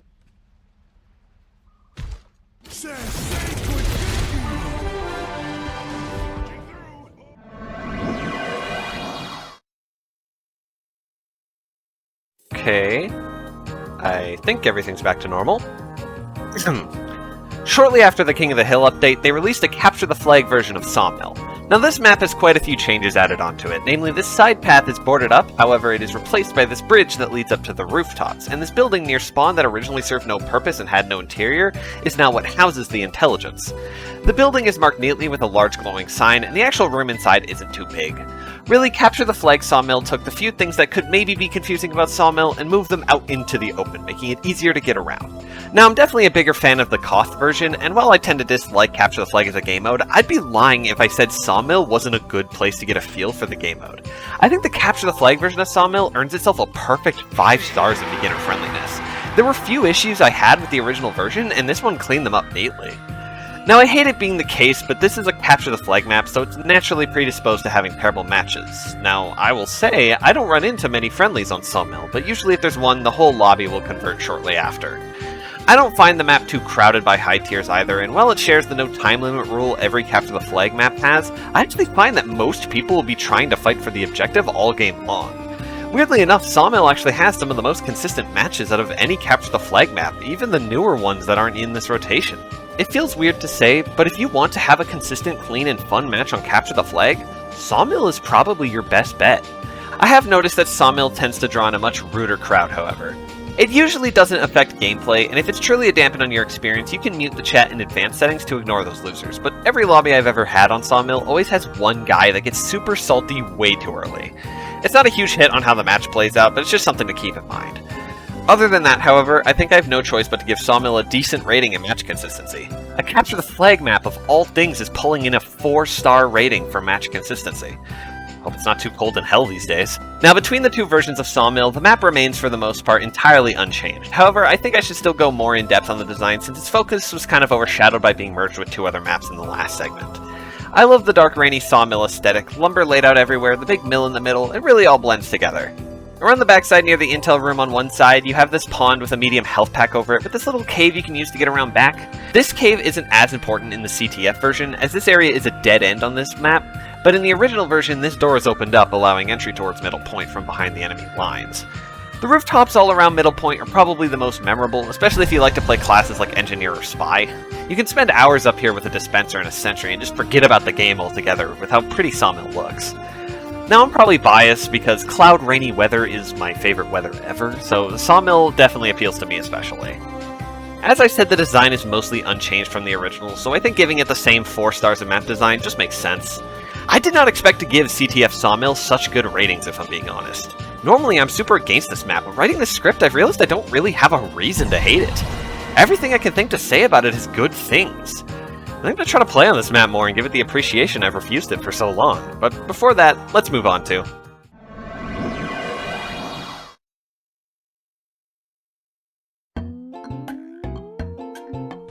Hey Val, I just finished up reselling those gnomes like you wanted. Hello? Oh, wasn't she supposed to be in the studio today? Well, maybe she's even working right now. Oh, Yukon. Yeah, that explains it. Well, I guess if she forgot it, I'll have to cover for her. Let's just get out of the way. Yukon is a very basic map. You always go where you need to go, but it's got that 2-4 problem, where it's a lot of options at once in very weird spots. I'm just gonna cut to the chase and give Yukon like 3 stars in beginner friendliness. I think that's how she's rating this. I only played it a few times before getting so fucking bored and decided to do literally anything else. In terms of consistency, you're not only going to get traditional roles like other maps. It seems most people have the same opinion that I do, that this map is ultimately rather forgettable. It's nobody's favorite map. Like for example, right? If you looked around the internet hard enough, like every map in Team Fortress 2 is probably someone's favorite, right? Like if you went to some like misbegotten corner of the internet that gave dare not grace in a millennia, you can find like the one Hydro fan waiting for the next territorial control map, right? But nobody's waiting for Yukon 2, right? Nobody's waiting for Yukon 2. It will die forgotten and alone, and engraved on its tombstone was like, "Here lies Yukon. It was a control points map. It succeeded in greed by no one. May it find peace in a version of heaven where everyone just sits there and waves their hands flaccidly at each other and God while nothing else ever happens." With that in mind, I'd give it 4 stars in match consistency. It would be more consistent if it weren't 5 CP, to be honest. And in terms of map design, I feel like it's very much lacking in both theming and design. The whole thing feels like the most dumbed down version of a McDonald's play place and doesn't really do anything interesting. Despite its passages and playgrounds, they all kind of exist independently of the main point. They don't really encourage flanking, just off angles, which makes it balanced, but honestly, it's forgettable and lame. There's nothing to say about this map. Each point is essentially a bridge overseeing a little underpass area with little side tunnels and passages going back and forth between each point section. There's nothing to really say about it, right? It's like feeding all into each other like arteries into your arm, but unlike arteries, it doesn't really lend itself to choking most of the time, or holdouts or stops. It flows well for a map, all things good. It's just very boring. If this map were like the physical manifestation of my brain, I could rest easy knowing that it would go a long time before I had a stroke and dropped dead. But I'd also know that I'd be working an office job doing data entry, and whenever I went to the cooler, I or someone else would chastise my coworkers for making way too spicy jokes, in which they would be quoting Golden Girls in the office. And I'd make $80K a year and have a wife, who I don't really hate, but I haven't loved in a long time. And we don't really have kids, but it just kind of feels wrong to get a divorce at this point, so we're just kind of waiting until anything happens, because we don't actually need to get a divorce at this point. And if we did, what the fuck would we be doing? We would do the same thing we're doing now, but in 2 separate houses. If we were going to have a midlife crisis at some point in our life, it would have been 10 years ago, so fucking that's out the window. So here we are now. Not old enough to really make a point of being an old thing at this rate, but like, we aren't even middle-aged, God forbid young. We're just kind of there. That's Yukon. That's the Yukon map in Team Fortress 2. Yukon has everything interesting about TF2 stripped away. It's neither bad nor good enough to talk about. It's not too forested, but it's not too industrial either. It's not too choky, but nor is it a high-speed rush. You have room to rocket jump and sticky jump technically, but you aren't going to be doing rollouts because it's so segmented. If this were the first map you showed someone in TF2, they would go, alright, yeah, well, why is this game so popular? This kind of sucks. The only redeeming feature about this map is that the passages in weird side paths kind of lend themselves to some solid demo nighting if you just ignore tripping, which is the best part about demo nighting, so I've already defeated my own point. I don't know what you would even do at that rate. And you'd expect at this point in the map's lifespan that someone would probably make like a better King of the Hill version of it. You know, kind of like Lakeside was to Egypt, you know, a better King of the Hill version. But nobody ever did that, so it kind of sits here in this really awkward era of map design. It's not like a new, modern, well-designed map, but it's not like a really old map that's just like a classic, like 2-4 Dustbowl. It's just somewhere in the most forgettable middle road possible. And so 3 stars in map design. Alright, I think that just about covers it. Hopefully she'll remember to be in tomorrow. The next map is kind of important for this.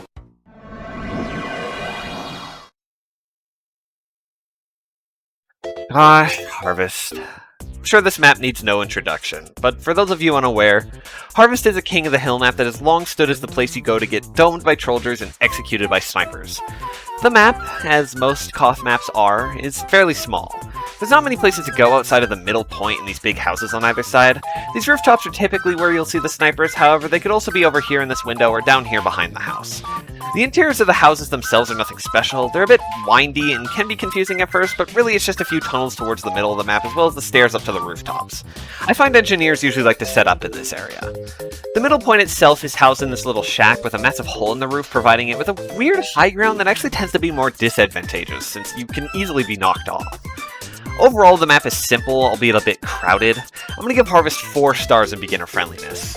Really, KotH maps tend to be so small that getting lost on them is a feat to be admired. Now for the matches of Harvest, God, I don't want to talk about the matches of Harvest. Harvest is a shit show of matches. You will either get the most sweaty, over-the-top bullshit you've ever played where every single person in the lobby is treating it like it's their last day on Earth, or you just get the lobby where everyone goes sniper and you can't ever be visible because you just die instantly. Rarely I get a lobby where I can have a fun time on Harvest. It's such a magnet for the biggest shitters of Team Fortress 2. And I have no idea why. There's nothing that really stands out about Harvest. It is the most run-of-the-mill KotH map ever, but the people that play on it are a different breed.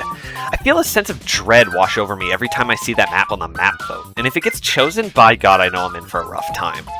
I really enjoy those rare times I get an enjoyable match because all things considered, Harvest can be a fun map to play on, but God, I don't understand why so many assholes gravitate towards this map. They're always the most toxic people too. They will shit talk no matter what you do. I feel like I'm playing a fucking game of Overwatch when I'm in a game of Harvest. I'd love to place it higher, but I can't bring myself to give Harvest anything above 1.5 stars in match consistency. Truly, this map is a cesspit of the worst of the worst. With that out of the way, I actually have some nice things to say about Harvest design. I really like the autumn vibe it goes for. The leaves sprinkled around the ground, the bare trees surrounding the playable area, and the pumpkins you can find in a few corners of the maps. It's really a cute little map to wander around on. The outer area is a little barren, it almost looks like a cornfield without any corn, but I'll let that slide. I care more about the playable area when it comes to the design of a map. As for the gameplay aspects of the design, I really like the two houses. The sightline from the windows offer a great vantage point, and being able to station yourself directly on the rooftops provides some fun and often silly encounters. As I mentioned earlier, the high ground of being able to stand on the roof around the hole that looks down into the middle point often doesn't really come into play because of how small this area actually is. It's really easy to be knocked off and fall in, and then you're just out of position, it'll probably blow up soon after.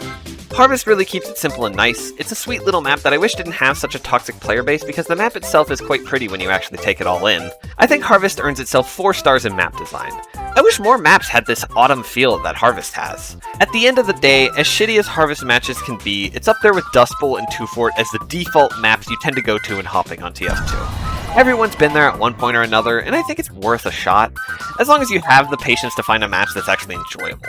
And while you search, how about we move on and talk about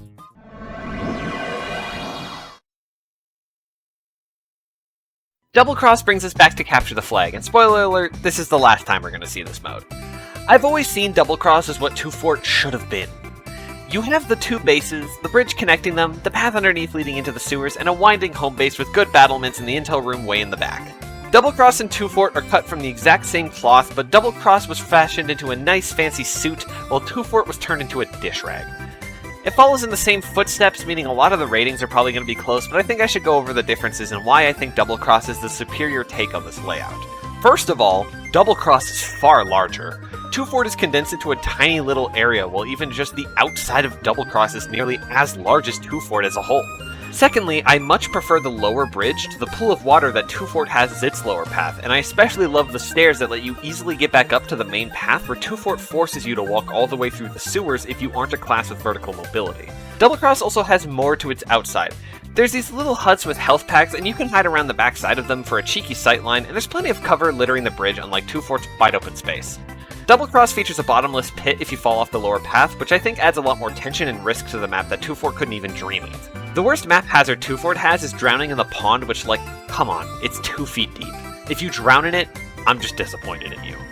In short, as I said, Double Cross is just 2Fort made better. Whatever you would find fun on 2Fort will be even better on Double Cross.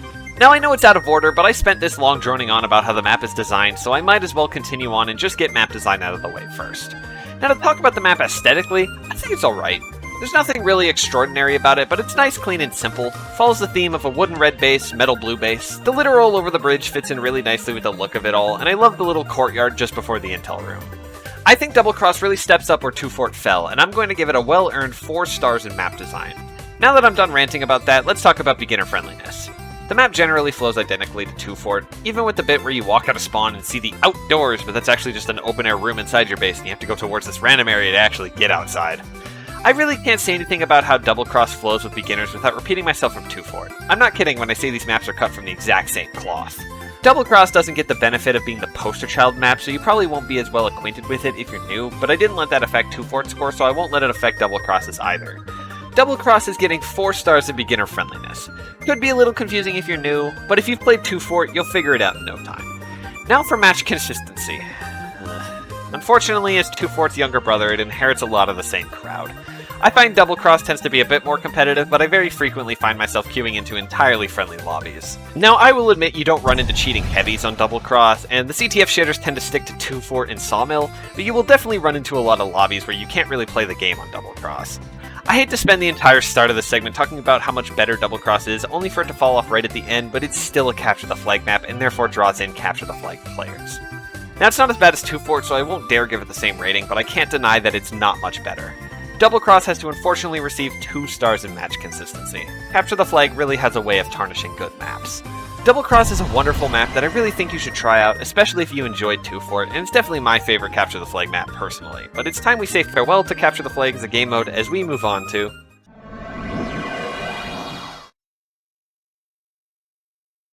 Gorge finally brings us back to Attack Defend. Seriously, we haven't talked about Attack Defend since Junction. Now, Gorge I think does a lot of things right, but also some things wrong. But first and foremost, let's just talk about the layout. Gorge, for the most part, keeps it relatively simple at the start. There's a few off-paths, but they don't stray too far away, and eventually convene back to the first point. Now, where it really starts to become a maze is the last point. The building has so many different paths to take that are all connected to each other and lead all sorts of different places, it can start to feel like you're running in circles if you're not very well acquainted with the map.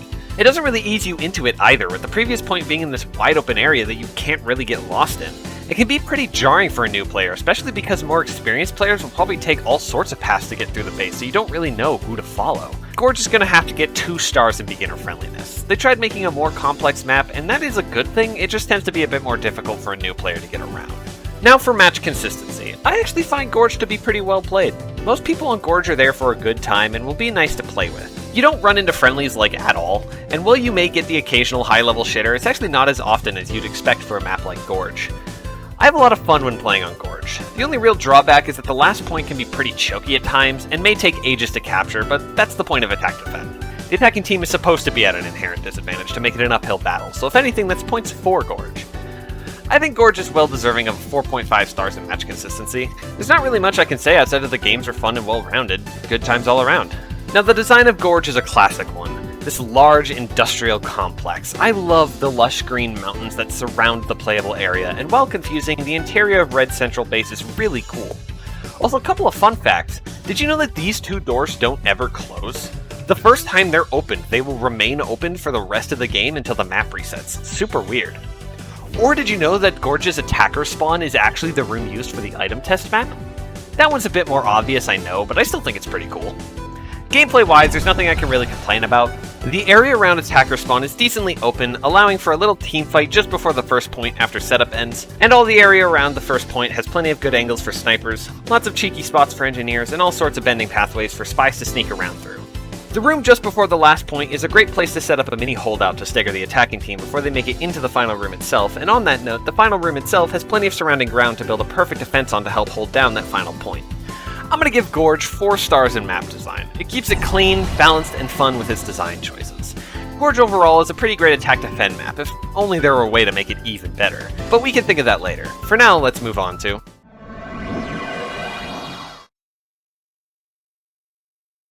Freight pulls us back to control points, and boy do I have some stuff to say about it. First of all, the map layout is absolutely going to be overwhelming and confusing to a new player. Like, there's so many different paths, and they're all twisted together in all sorts of ways, and it's impossible to find your way around anywhere, and nothing is neatly marked. Like, where does this tunnel lead? Or this one? Or this water down here? You can jump over this? It's a lot all over the place, all of the time. Freight is an interesting map if you know where you're going, but even today I find myself getting lost on it very frequently. It's trying to do too much at once. I'm just going to have to cut to the chase and give it 1.5 stars in beginner friendliness. Really, I feel like the map creator got a bit carried away when making the different routes in this map. The matches of Freight themselves aren't great either. I don't run into friendlies to be fair, but I do often run into the really sweaty, top of the leaderboard tryhards who make it their express goal to ruin your personal enjoyment of the game.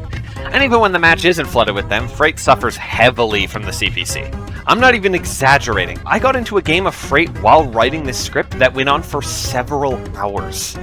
And that was just for a single round. I ended up leaving partway through the second round because it was just eating up too much of my time. It's always the second point on Freight too. The pathways leading towards last are all tight, either around a tight corner or behind a rolling door, so they end up being extremely choky and are impossible to push through. Eventually, the other team manages to capture their second point back, but on their way to middle, they get demolished by the massive sentry nest that's inevitably been set up by then, and then the second point is captured once more and the cycle repeats for ages. I've had matches on 2-fort that ended faster. It's actually crazy. Freight is going to have to get half a star in match consistency. Being in a stalemate with people who take the game far too seriously is probably the least enjoyable experience imaginable. The only thing saving this from being 0 stars is just the fact that you can actually find Freight lobbies. Were this a miscellaneous map, it definitely would have gotten a flat 0. Now for the design of Freight. Aesthetically, it's really nice. Kinda goes back to that deserty look, but doesn't overdo it. I like the entire area around mid, with the passing by trains and the large barrier that separates both teams' bases. And a neat little fun fact about the trains is the trains that pass by last are actually the same ones that pass through middle. They go all the way through the map end to end. It's actually pretty sick. Now my problem with the map is, like I mentioned at the start, it's a little bit cluttered in terms of pathways. Gameplay-wise, this leads to lots of confusing moments where you can get lost trying to make your way around your base, and in a casual lobby where no one's communicating, there's enough paths that when everyone inevitably splits up between them, the team becomes so spread out that they just get picked apart little by little, which is why getting pushed back to the second point always leads to those hour-long stalemate rounds. The design feels very overwhelming at times when you're actually playing through it. There's so much stuff everywhere, and a lot of it doesn't really serve a purpose. There's so many doors that don't open, many areas that are just kind of a dead end for most classes, and they just took the water from well and made it ever so slightly more confusing and less useful. I feel like if it were just toned down a bit, less pathways and less clutter, the design would be much more fitting, but it's kind of a lot to throw at the player all at once. I think I have to give Freight 2 stars in map design. Now, Freight is a funny case. As a whole package, I love this map. Freight is a great map to play on, it's fun, and the back and forth can be super addicting at times, but it's worth more than the sum of its parts. The map as a whole can be fun and enjoyable, but in each category individually, it just falls short. I still think Freight is great and worth checking out, but I should save my breath, because next up is...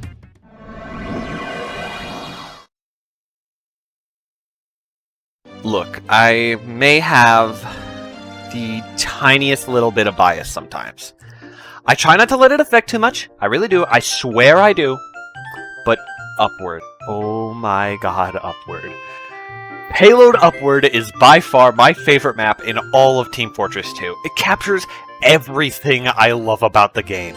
It's in my favorite game mode, it has all the best traits I've mentioned before, it's a combination of several amazing features that all tie together into one of the best maps in the history of first-person shooters. Upward has few straying paths, and what little paths move away from the payload usually just lead out into the open where you can clearly see your next destination. Like when the cart goes underground after the first checkpoint, you can take this hill upwards instead and see all across the area surrounding the second checkpoint. There is the lower route near the final point where you can go underneath the floorboards to surprise the enemy from below, but you can either split off at this turn and end up near the entrance, or continue forward towards the far back battlements that look over the final point. Everything is laid out so neatly and precisely, with all the paths sticking close to the main objective. I'm going to give Upward 4.5 stars in beginner friendliness. Outside of a couple pathways, the map really makes everything super straightforward. Now moving on to the matches of Upward. I've never had a match that felt overwhelmingly easy or overwhelmingly difficult. Every defense has felt like a solid stand against the attacking team where we come out each push just barely standing. Every attack has felt like a tough uphill battle where we lose a few men but ultimately win the war as we push the cart forward. I never run into high-tier tryhards on this map, and while I've seen one or two friendlies, they rarely impede gameplay. Nothing can beat the exhilaration of forcing your way through the defenses set up on last. The engineers may build their buildings on that balcony with lots of cover, but one good uber push and the defenses come crumbling down. Every class plays so well on this map that I find myself just choosing random each time I queue it. Truly, no matter what you play on Upward will always be a fantastic experience. Perfect 5 stars in match consistency. It deserves no less. Now for the design of Upward. I have so much to say about the design of Upward. It has its own take on the deserty feel, being this large mesa towering over the land below. Near the final checkpoint, you can even look down and see a little portway down below. It's a small detail, but stuff like that makes TF2 maps feel so much more alive. All the buildings structured around the map latching onto the ascending cliff face looks so good. Passing by them on the way through the map feels so accomplishing because each building is memorable in its own sense, making them serve almost as checkpoints of their own. And the gameplay aspect, I genuinely think this is the perfect map gameplay-wise. There's so many great vantage points facing both directions on every point. this little platform near the first checkpoint, as well as this balcony up here serving as a great sniper sightline. This little room up here, as well as the porch down below, serves as amazing places to build as engineer. This cliffside pathway is great for sneaking behind enemy lines with the retaining walls and jagged rocks covering you as you stealth your way around. The entirety of the surrounding base around last feels so fun to play with, whether you're attacking or defending. There's two sides to the battlements, the balcony closer to the entrance where engineers usually set up, and the farther one closer to the spawn doors where snipers will usually watch from. And I haven't even gotten to the best part. Remember way back with Gravel Pit when I talked about how the individual points having lots of high ground, making it a literal uphill battle, was perfect for driving home the point of attack and defend game modes being designed around the idea that the defending team has an inherent advantage? Look at Upward! Look at it! The entire map is uphill! It is literally an uphill battle the entire time! It's perfect. It does everything perfectly. I don't care what anyone has to say. Upward is what the pinnacle of Team Fortress 2 looks like, and I will stand by that opinion till I die. Another perfect 5 stars in map design. My bias may be obvious, but you cannot deny the points I've made. Upward is built beautifully and has been my favorite map for years. Honestly, I wish I could continue rambling about its perfection, but this video has to end eventually, so I guess it's time to move on. Heading straight into...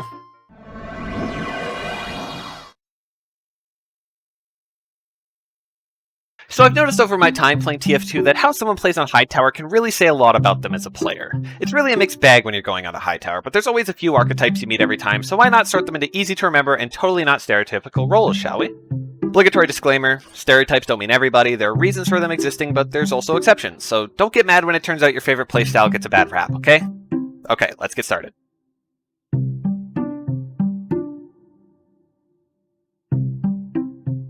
Now, the Trolldier is someone you will undoubtedly run into every single time you play on Hightower. There's 3 truths about life: death, taxes, and Trolldiers on Hightower.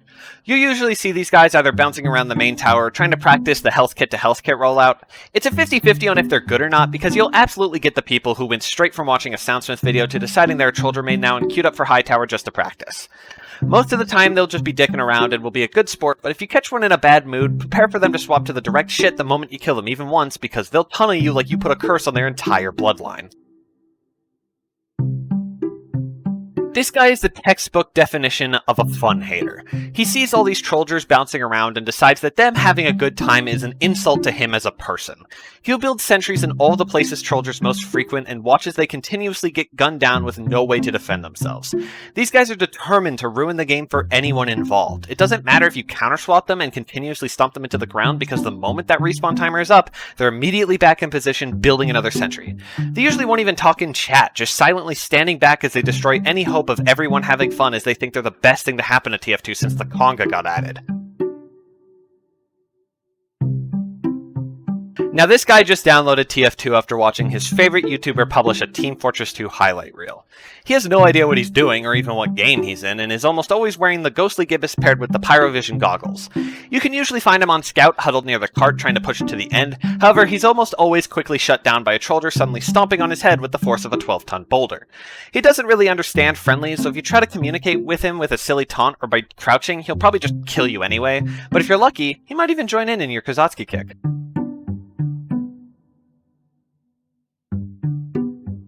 This guy is why a Trolldier queues onto Hightower. He will usually begin a match by standing on Hightower's battlements, but after getting very quickly guarded a few times, will begin to move around and try to find sneaky angles he can use to charge up body shots and make Trolldiers crater. He will be in a different place every life, and depending on how many gardens it took before he started moving, will probably taunt on you after every kill, no matter how mediocre. He will refuse to switch off Sniper, adamant that he will finally hit the perfect headshot to add to his kill compilation this time, but really if you're paying good attention, you can usually just crush him over and over until he calls you a slur and rage quits the game.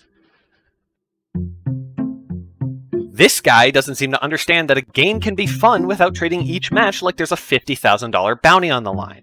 He won't even play the objective, he will just focus you down like you killed his son, will chase you to the ends of the earth no matter how much you try to run. He will schadenfreude after every kill and will either accompany it with a stupid bind, saying easy, or just shit-talk you relentlessly. This guy will find any material he can to be the biggest asshole you've ever met. He will stalk your Steam profile like a crazy ex, trash-talking you as a person. The country you're from, the gender you are, anything he can find about you will be material for his ego-inflating chat obsession. Luckily, he's entirely countered by the Gunslinger, so if he's giving you a tough time, just swap Engineer. Yeah, you'll have to be known as the fun ruiner of the lobby, but at least you get to watch a grown man throw a tantrum that would make a toddler jealous. Alright, I think that's all of them. Of course, there are some sub-archetypes you'll run into, like the Demo Knight or Furry Pyro, but those are everywhere, so they don't really count. If you'd like to see more Hightower stereotypes, comment them down below, and I may try to get to them in another video. Okay, I think I've talked enough. Thanks for watching, guys. I'll see you next time.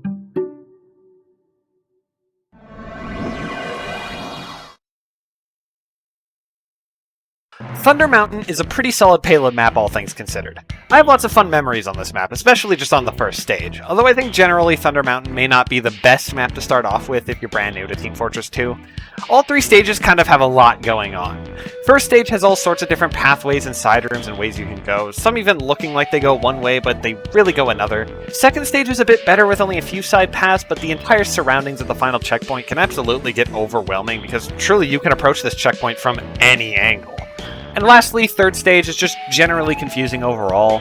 There's barely any side paths, but that's because the cart literally goes back and forth through the entirety of the map in a large spiral up this middle tower.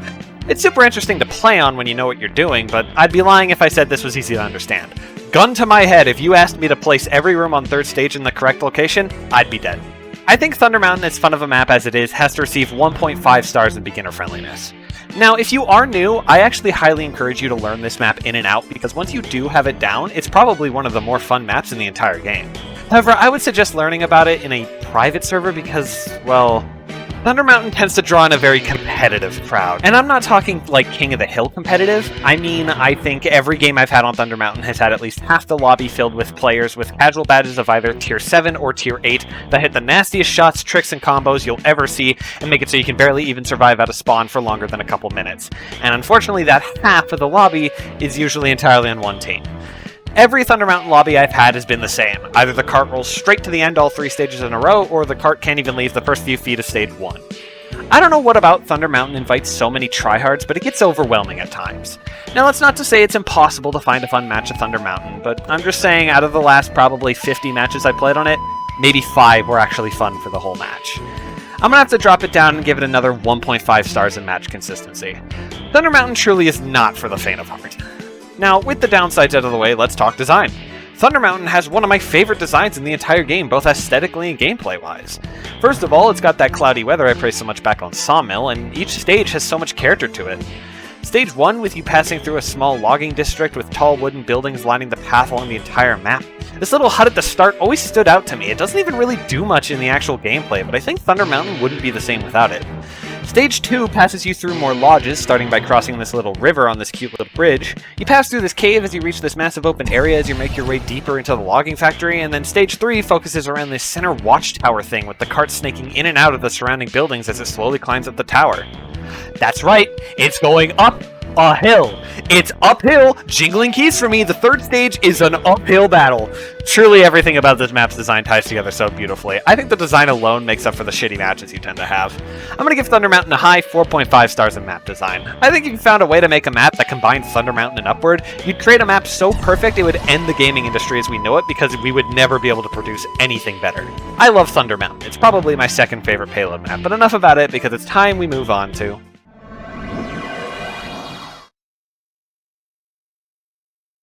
Coldfront is a control points map, and I can't lie to you guys. I don't really know what to say about Coldfront. I have almost never played on this map. In fact, outside of the one match I played for this video, I can't really recall a time I've played even a full round on this map. So this segment may be a bit short, because I just don't really know what to say. I'll just go off what I experienced when playing it for the video. There's not many branching paths, and even what paths do exist, just kind of exist alongside the main path. They all funnel back towards the middle and all begin around the second point, so it's really just a bunch of straight lines all leading to the same place. I could see it maybe being a bit to a noob player, but really it's not too bad. I'll give it 4.5 stars in beginner friendliness. I mean, like I said, I hardly remember this map, and I still had a fine time getting around. As for match consistency, I don't think it's really fair to give this map a rating with how little I've played on this map. The one match I played was a very enjoyable one, and everyone in it seemed nice and was just there for a fun, nice TF2 match. But for all I know, I just got really lucky with that one match. Now, I don't want to just leave it unrated, but I think I have to give it a more average rating for now because I don't have enough information to accurately rate it. I'll just give it 3.5 stars in match consistency for now. Now, the design I could talk about more because nothing's stopping me from just wandering around the map and checking it out, and really, I've come to enjoy the design of this map. The area around the middle point looks pretty cool. The snowy wasteland with this destroyed cabin housing the point itself, the little cliffs all around serving as a bit of high ground, as well as pathways around to the second point, which is housed in this factory-like building. The second point itself is nothing special. There's not much around it, and the only real high ground to it is this little platform that separates the main path from this side path. There is this fenced-off missile to the side that looks pretty cool, but you can't actually get over to it. As you go deeper towards the final point, you reach this massive room with the point housed in the middle. The room has boxes and walls all over the place to serve as cover as you push in, and while it's super open, it's not so open that it's difficult to defend. You get a good sentry base and a couple mercenaries stationed in this room, and you could hold this point down well. And lastly, the far back spawn is in this massive, like, military planning room that's super cool. I love the round table and the massive war map on the wall. I like Coldfront's design a lot. I think I'm going to give it 4 stars in map design. I think I may try to play on this map more going forward. It seems really cool. But before that, let's continue on and move on to...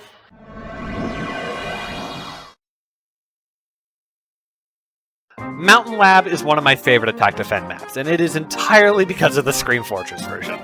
I know it's not related to the rotation, but a bit of a quick side tangent. Silas, aka the Horseless Headless Horseman, is probably my favorite Team Fortress 2 character.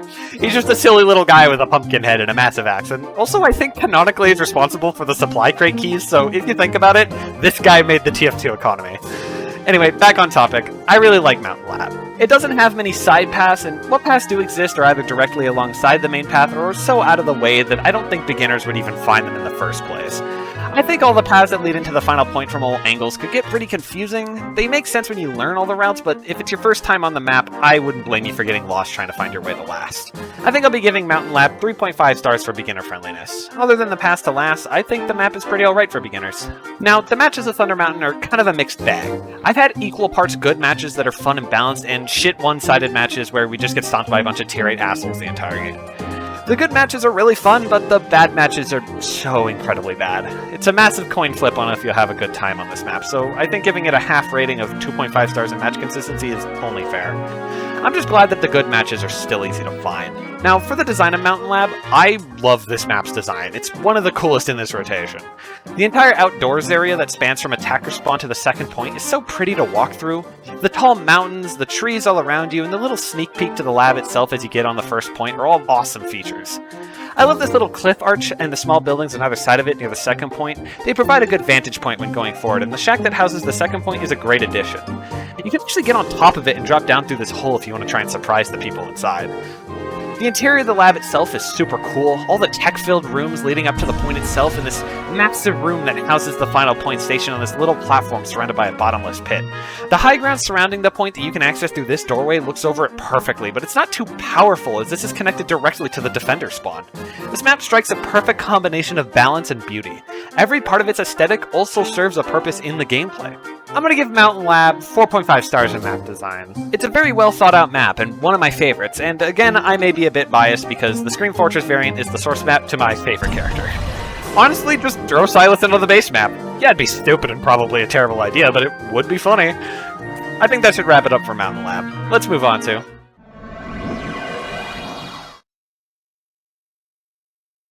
DeGroot Keep is another attack-defend map with a strange little twist. It brings with it a new mechanic, Medieval Mode. In Medieval Mode, all weapons that are too advanced are barred from play and cannot be equipped. For most classes, this means just being stripped down to your melee. However, Demoman's shields, Sniper's huntsman, and Medic's crossbow are all allowed as well. You usually see a couple medics or snipers playing supportively, but let's be honest, you're actually going to see 24 Demo Knights all running around the map like flies, just decapitating each other over and over. Now, DeGroot Keep is comically tiny. You have this little field surrounding a castle. On the left, you have a point, and on the right, you have a point. You can capture either one first, but capturing both opens the castle gates and unlocks the final point. However, this is not a permanent thing like most attack-defend maps. After a set amount of time, the gates will close back up, the point will be locked again, and point A and B will be uncaptured, and you must capture them again to reopen the gates. Outside of the very small castle walls, there's like nowhere to go on this map, so big shock, DeGroot Keep is getting 4.5 stars in beginner friendliness. Now, for the match consistency, DeGroot Keep... oh. Is the match over already? That's okay, I'll just do another round.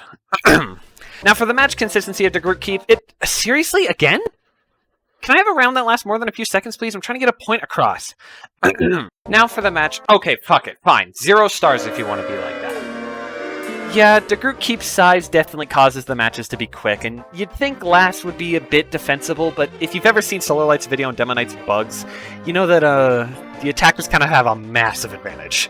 So they just charge in one by one, slowly tearing apart the defense and capture the final point in no time at all. And the first 2 points are almost always left undefended because there's always the bunch of Demo Knights who trimp off this rock to go straight to the castle before the gates are even open, so the entire defending team is just getting bullied as the first 2 points are captured with no issue. Tie this all together with the fact that DeGroot Keep is a miscellaneous map due to it being medieval mode, and you receive a map that has fairly shoddy matches. Now, for the design of DeGroot Keep, it's alright. It's kind of tiny, as I said, so there's not really much to talk about, but I do really like the castle.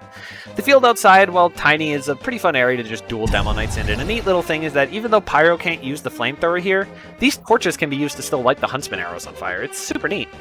Gameplay-wise, this map may be a pile of junk, but aesthetic-wise and honestly fun-wise, this map is pretty great. I think I'm going to give it 3.5 stars in map design. It's a silly little map, and while the matches aren't great and the map's a little small, you gotta admit that just running around brainlessly as Demo Knight is really funny, especially if you enable third-person mode, which, by the way, Medieval mode has its own third-person mode that actually works on casual servers. It's the only game mode you can go third-person in officially. Now, before we continue, I think I should offer this next segment to my dear friend Dozy, as the next one is one of his favorites. Take it away.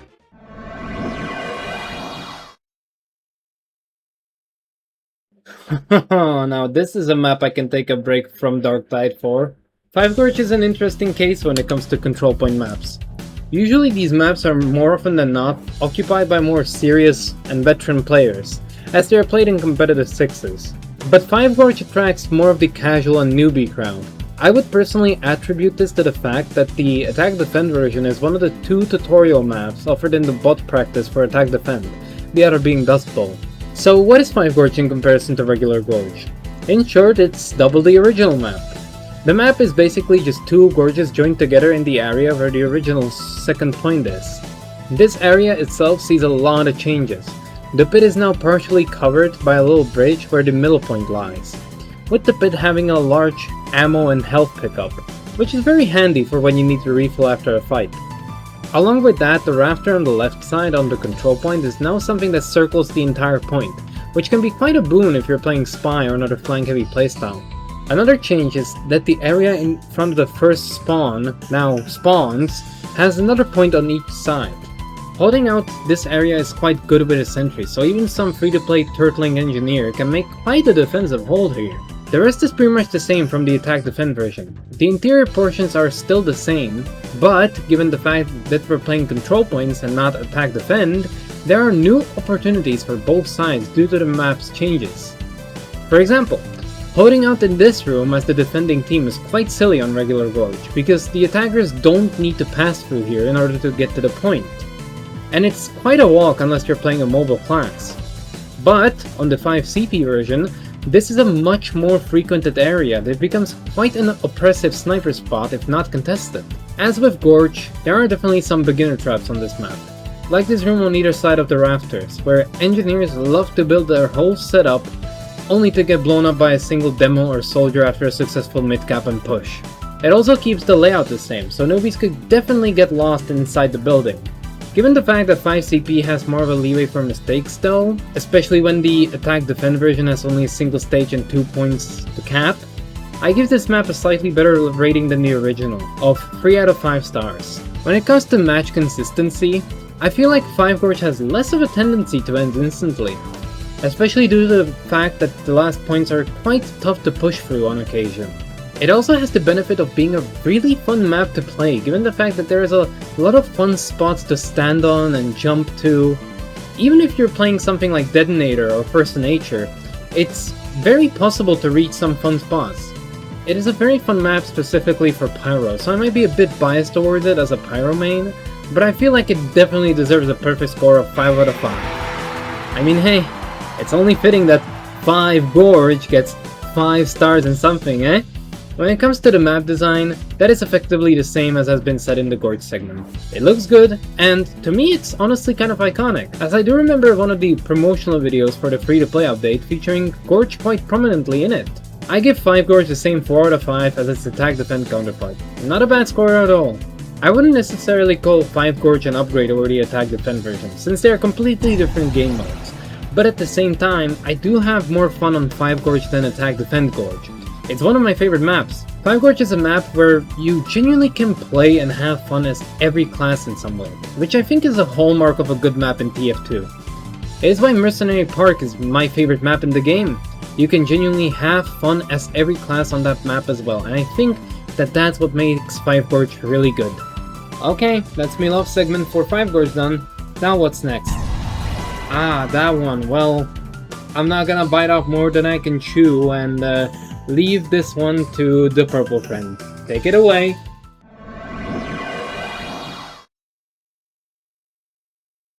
Frontier goes back to payload, and all things considered, it's a fairly strong payload map. It's decently long, got lots of great additions all around the map as you push through, and the final checkpoint especially is fun to push through. Now Frontier definitely has quite a few ways to get around. It's kind of like a bunch of intertwined paths all crossing over each other the entire way through.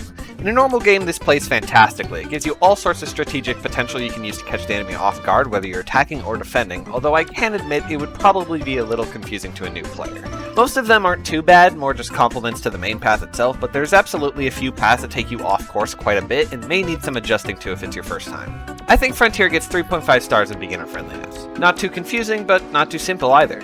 Now, for the matches of Frontier, I do have to admit I run into those annoying lobbies full of high tiers that just stomp you into the ground repeatedly every so often, but it's actually not too often. I'd say maybe 20% of Frontier matches end up like that, and 1 in 5 bad matches isn't that bad, all things considered.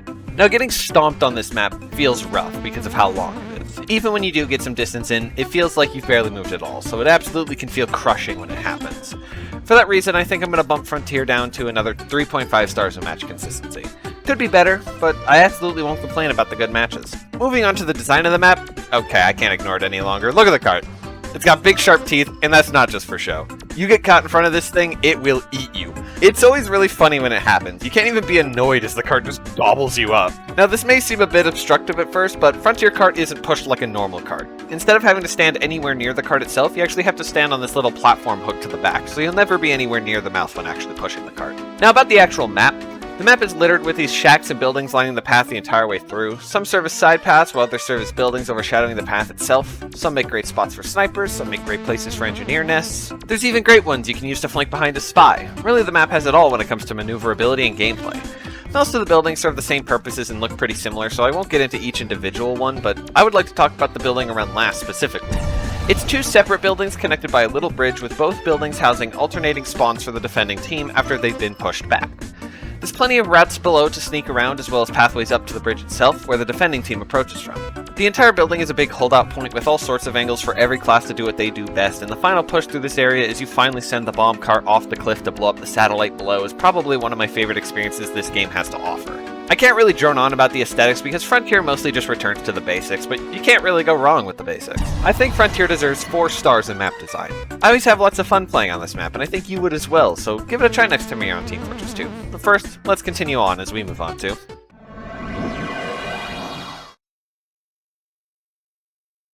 Nightfall is the 3rd and final payload race map in this rotation. Yeah, I was disappointed too when I learned Banana Bay wasn't in the rotation. Nightfall is kind of pretty similar to Pipeline if I'm being honest, with the weird difference being that it's actually brighter out on Nightfall than on Pipeline. It's not really night. It follows the same formula of 3 stages, and winning a stage gives you a boost in the next one, and 3rd stage gives 2 boosts depending on the results of the prior 2 stages. It even follows the bit of stage 1 having the most paths, stage 2 becoming a bit more simple, and stage 3 becoming a streamlined open-air battleground with no setup time and the carts going uphill. Like, honestly, Nightfall just kind of feels like a poor man's Pipeline if I'm being honest. I can't really tell, but it kind of seems smaller to me overall. At least the stairs actually have clip brushes on this one. Except these ones. I'm gonna be honest, I think giving it the same rating in beginner friendliness makes sense. It's basically just a reorganized, restylized Pipeline. 3 stars. Now for the match consistency. Now, back on Pipeline I said I'd talk more about the stalematiness of Payload Race on the next map, however, on Hightower I kind of blacked out. I don't remember what I said or did, but just in case I didn't cover it, I'll talk more about it now. Payload Race tends to be stalemated due to the fact that, like Capture the Flag, the game mode has no timer. If the objective isn't being pushed, the game will continue on indefinitely, which actually conveniently just doesn't apply to Nightfall for whatever reason. Nightfall is the only one that has a timer, at least in this rotation. I have no idea why. My entire talking point on Payload Race as a whole is objected by this map specifically, but enough about that. Even with the timer, the rounds can feel drawn out if both teams are evenly matched. You have half of the team trying to push their cart while the other half tries to stop the other team from pushing theirs, leading to the cart making very, very slow progress. And this is true for pretty much every payload race map. Now, with Nightfall, I can give it the benefit that the matches are usually fun and balanced, and everyone in them will be playing the objective to their fullest capabilities, but due to the map's smaller size, the rounds actually end up going a bit too quick, which I know is ironic to complain about considering I just said payload race maps tend to last too long, but ultimately I think I have to just give Nightfall 1 star in match consistency. Adding on that it's a miscellaneous map just means that the cards weren't really in its favor. Now, gameplay-wise, again, the map is basically just Pipeline again, but I'll still talk about the aesthetics because they are very different. Instead of the pitch black night that Pipeline had, Nightfall once again takes advantage of that cloudy, rainy weather I really like. It swaps out the more professional-looking buildings for these wooden ones, and instead of blowing up the cart at the top of a hill, you're dropping it into this mineshaft to collapse it, I guess? Can't say I entirely understand what's going on this map, but I think it looks neat. Also, tiny little detail, but this red versus blue billboard way in the background on third stage is pretty funny. I think while overall Nightfall feels like it's trying to be Pipeline, I think the aesthetics make up for it quite well. I'm gonna give it 3.5 stars in map design. Now, the half-star difference from Pipeline is just because I feel like Nightfall could try to be more of its own layout. But otherwise, it's a pretty good map. But with that, the 3 payload race maps are all done, so let's bid farewell as we move on to...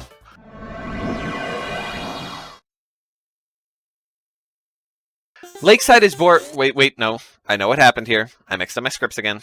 Here we are at Lakeside after I alluded to it so long ago. Lakeside is a King of the Hill map and honestly is probably one of the most well-balanced ones in the entire game.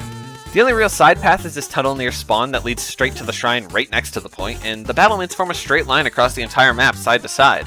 There's no weird side rooms you could get lost in or side paths that go into strange directions. It's all laid out perfectly before your eyes without making it a complete pushover of a map. I think it deserves a perfect 5 stars in beginner friendliness. I've seen brand new level 1 players find their way straight to the point several times on this map. Now, the matches are definitely a bit of a dice roll. For the most part, you'll probably get decently balanced matches that are pretty fun, but you will occasionally run into those ones completely flooded with high-tier shitters that ruin the fun for everybody. I definitely had a couple of those when writing this script. It's not so often that it makes it difficult to find a fun match on this map, but it's often enough that it shouldn't come as a surprise when it does happen. Now, I've also run into a few friendlies here and there. It's not an epidemic by any means, but you may occasionally be down a player or two. Other than that, though, I think Lakeside still earns itself a decent 3.5 stars in match consistency. It's probably my favorite King of the Hill map. Now, the design of it looks fantastic. The ancient desert feel, the shrine just next to the middle point, these sightlines that look over the middle point, everything about it just looks so pretty. I really can't get enough of it. I really love the feel of Lakeside, but these tunnels that lead up to the middle area, or even just this little open strip just outside spawn, it all ties together super smoothly. The aesthetic is beautiful, and the gameplay aspects, while few, are enough to make it a strong map. I think it deserves a high rating of 4 stars in map design. It's a little barren, but it makes it work. Now, that segment was a little shorter than I expected, but KotH maps tend to be a little small, so ultimately they'll usually be on the shorter side. Which definitely applies to this next one as well.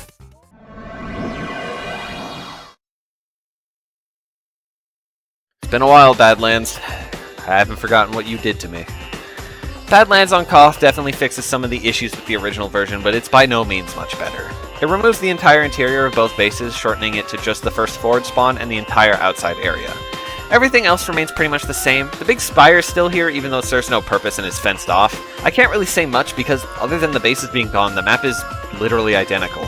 I suppose due to the smaller map, it gets a little bump up on beginner friendliness, so I'll give it 4.5 stars for that. As for the matches, they're definitely a bit better. Obviously, with only 1 point, you can't really suffer from the CPC, which is a big thing tanking the original score. And as a KotH map, it generally draws in a competitive but fair crowd, and in my experience, you don't run into too many high-tier assholes on this map. I'll raise its match consistency up to 3.5 stars, but I just don't want to raise it higher out of principle. I really don't like Badlands. Now, like I said earlier, outside of the missing bases, the map is literally unchanged, and the outside is really what carried the score both aesthetically and gameplay-wise.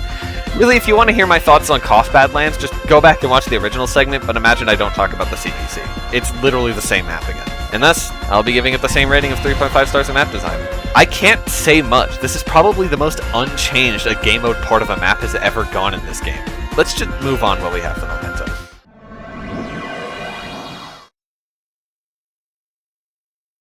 Barnblitz returns to Payload with one of the coolest maps in my opinion. There's a lot going on, however it's all neatly stationed alongside the path. There's paths that loop around to become high ground for the cart's path, and lots of side rooms that lead up to high vantage points to defend from. There's nothing that goes too far off the path, and there's no weird confusing shortcuts that serve no purpose, and it's all nicely packaged together as a decently sized payload map. Even last keeps it simple, although I guess this high up room here has a bit of a confusing entry path. Overall, the map keeps it nice and simple, but I could absolutely see how someone could get lost on here. I think I'll give Barnblitz a decent 3 stars in beginner friendliness. The map isn't too punishing if you just stick to the cart's path, however, so don't feel bad if you choose not to take the side paths. Now, for the matches of Barnblitz, it can feel really random sometimes. You may get a lobby full of a bunch of friendly people there to just have a fun game of payload, sometimes you get a strange amount of friendlies for a map that has a defined timer and objective, and sometimes you get matched against a team of people way better than you that makes the game feel like unplayable dog shit. But in my experience, the generally good matches tend to be the most likely outcome.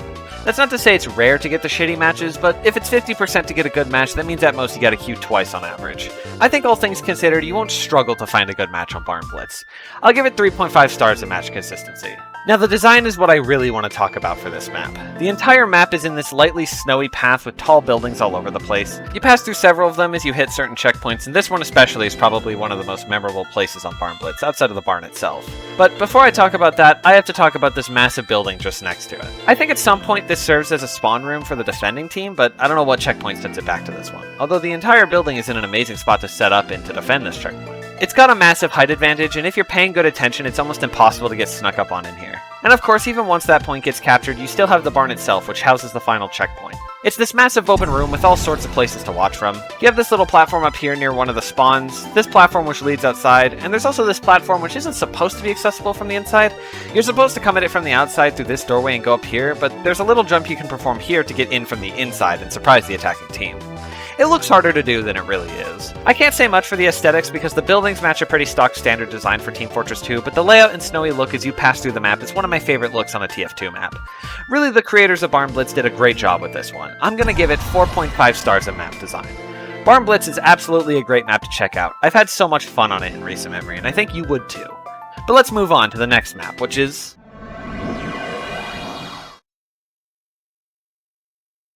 Gullywash is a pretty special control points map, because it's one of the more popular maps used for competitive sixes, and for a fairly good reason. The map is built amazingly. There's all sorts of pathways built for coordinated pushes, each area is decorated with all sorts of strategic high ground, and the middle point itself actually has the middle raised up, making it a much more contested area because it's not just an open-air battle for middle anymore. The entire map is basically built as a love letter to competitive, and it's definitely the one I love watching the most. Now, of course, being built for the more competitive crowd means that, of course, it's going to be more complex and loud and difficult to understand.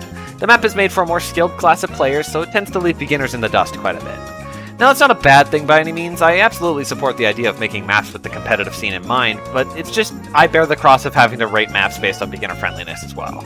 And I don't think this one's going to be doing too well. It's definitely not as bad as some other maps, but I'm going to knock it down to 2 stars in beginner friendliness. Now, for match consistency, listen, I'm going to go against the grain for a second here.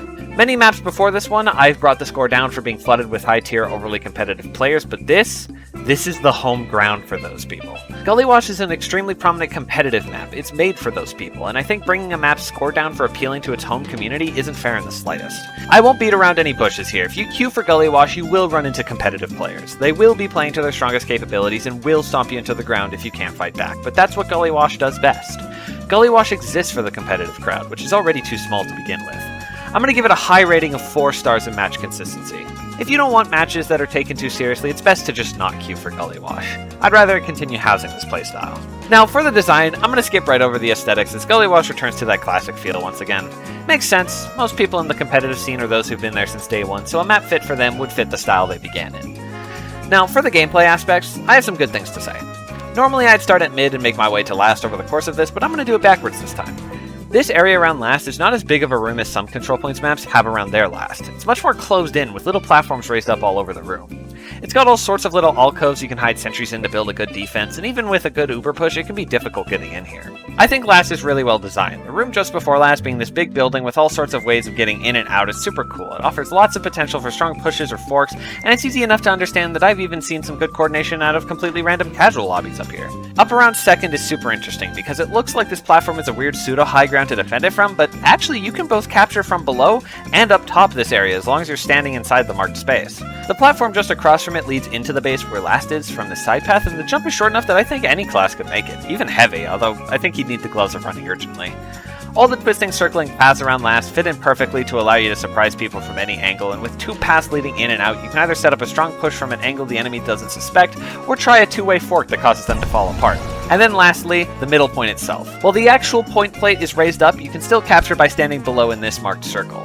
Standing on the point gives you a good height advantage for the entire area around you. It's great for Soldier or Demo Man to stand up on and take shots at the people below, and the point also provides a little bit of cover for the capture zone below. I'm sure we've all had the experience of huddling around it and slowly circling it so the enemies can't catch you. Overall, I think Gullywash is fantastically designed from a gameplay perspective, and the only drawback is once again me just not being a big fan of the deserty look. I think I'm going to give it 3.5 stars in map design. Gullywash is absolutely worth a try, especially if you're someone confident in your abilities, because this map was made to play hard. Now, let's keep the control points train going as we move on to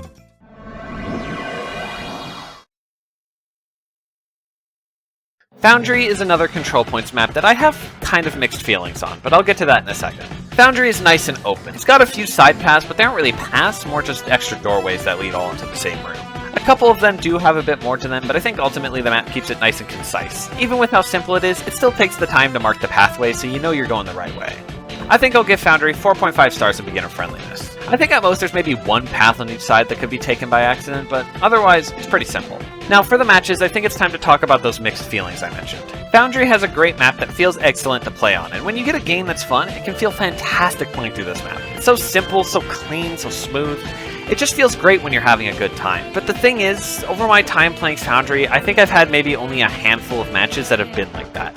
A majority of them tend to be swamped with high-tier badges and toxic players who just act awfully. I don't know why Foundry has this more than some other maps. All things considered, Foundry to me just feels like a simple casual map, but it's often enough that I think I have to lower its score. The fun matches are amazing, it's really good, but that can't make up for how rare they tend to be. I'll cut it some slack because I don't want a fun map to be ruined by terrible people, but I'm gonna have to lower it to 2.5 stars in match consistency. It's really unfortunate. Now, for the design of Foundry, I'm going to be honest, I see what it's going for, but even so, some areas just feel a little empty to me. It's nowhere near as bad as, say, Egypt or something, but there's just a couple areas I think could use more decoration. Second point in particular is what I think of when thinking of this map's design. Really, the only decoration around here are some boxes scattered about everywhere and a big train car just placed smack dab in the middle. It's still good, I just wish there was more. Although, I think Last makes up for some of it. It too is a little empty, but the massive forge at the end melting down all the metal looks cool as hell. And obviously, the other team has fresher metal. That's why we're capping it, duh. There's not much to say about the gameplay aspects. There's plenty of things scattered around the map to act as cover, and some can also be used as a sort of high ground, but there's nothing that really stands out as a thing you can use to gain a massive advantage. Foundry keeps it nice and simple. It kinda reminds me of Granary. You know the classic trope of red having wooden buildings and blue having metal ones? Foundry as a map is kind of like the blue version of Granary. At least that's what it feels like to me aesthetically. I like Foundry a lot. I'm going to give it 3.5 stars in map design. I think it's not too simple, but not too complicated either. But let's not ramble on too long, because it's time to, Usually the queue is finished by now. Foundry is great. Play on Foundry. Man, I don't know what else to say. I thought I'd be on the next map by now. If I tried changing my region? Let's just try Europe. Oh, yeah, there we go. I guess just join now.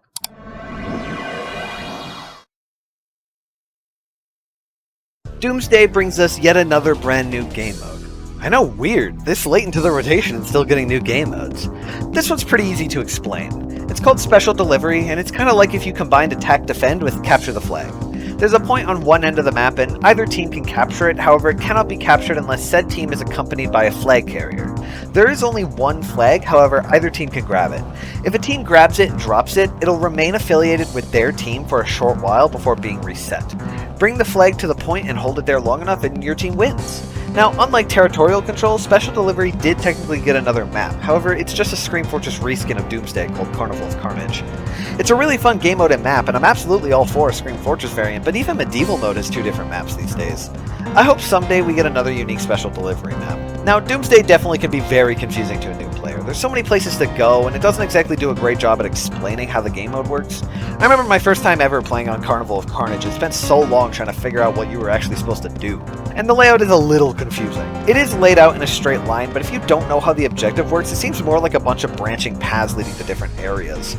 I can't really give this map anything above 1 star in beginner friendliness, but please, I encourage you to take your time to learn this map, because Doomsday is really fun. I love Special Delivery, it's probably my second favorite game mode. As for the matches, well, you saw the bit I did just before the map. It takes ages to queue on. By far, it is the least played TF2 map. I couldn't even find a community server for it. We ended up getting Dozy to queue for it because he's European, so different region, and that ended up working, but it was not without a long time of waiting. Once you're actually on Doomsday, the matches can be extremely fun. The rare few you run into on that map are mostly either there out of curiosity or because they hope one day Doomsday will gain some new popularity, and honestly, I hope so too. Unfortunately, due to the extremely unlikely chance of actually finding a match, I have to give Doomsday another 1-star in match consistency. It's only saved from 0-star by having fun matches when you can find the time. Now onto the design, I once again can't say much good. It mostly just defaults to the classic desert look, and there's nothing really special about the map. The most I can really talk about is these 2 rooms near the flag and this balcony right in front of the point serve as great high ground spots, but other than that, the map at times can seem a bit disorienting. Overall, I think Doomsday has to receive 2 stars in map design, but please, I know I've given it terrible ratings across the board, but please try to find a match on this map.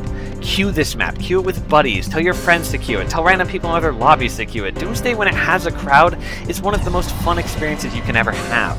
Special Delivery is truly an underrated game mode that I hope one day can be as relevant as a main mode. So long, Doomsday. Let's move on to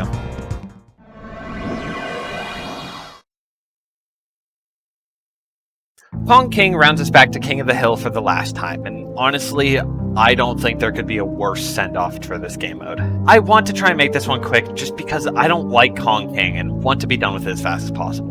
KotH is loaded with intertwining pathways that go all over the place, passing over or under the point, or leading you way off to one side, or just sending you straight down the middle. There's so many different ways to go, and some are so out of the way that they're just objectively bad paths. It's so much all at once, and I feel like it could be toned down, or at least make some paths shorter or more obvious. I'm going to bump it down to 1.5 stars in beginner friendliness, and it's not getting much better as we move on to the matches. I have played a lot of games on KotH. I've tried to give this map a chance, but every single time I've played on this map, the enemy team always has some soldier or scout that is leagues better than the entire lobby and just kills everyone over and over and over, until eventually we're just getting spawn camped for 3 minutes and they win. I've never in recent memory had a match on KotH that I can say after the fact, yeah, that was fun. It has always been awful. I don't know why, it's that the game is specifically coded to put one tier 8 sweaty asshole in every lobby of KotH. I'm giving it 1 star in match consistency, I don't even care. Now, the design, it's not really that great either. I'm sure there's plenty of people out there who love this aesthetic of this tiny Chinese night market, but I'm not very much a fan of it. In my opinion, it's just too cramped for a TF2 map, and all the glowing signs all over the place get really distracting. There's not many good places for cover or to get a vantage point, it's just kind of a bunch of everything all at once, and you get caught out all the time. There's nothing that really appeals to me about this map aesthetically nor gameplay-wise. Now, I'm sorry KotH fans, I know someone watching this video probably loves the aesthetic and it's their favorite map, but my ratings are my own personal opinion, and in my opinion, I just don't like it. KotH is getting another 1 star in map design. It's a shame King of the Hill is being concluded with a map with matches like these. It's a great game mode that I think is crucial to TF2's core gameplay, but KotH is it just misses in my opinion. But let's just say farewell to King of the Hill for now as we move on to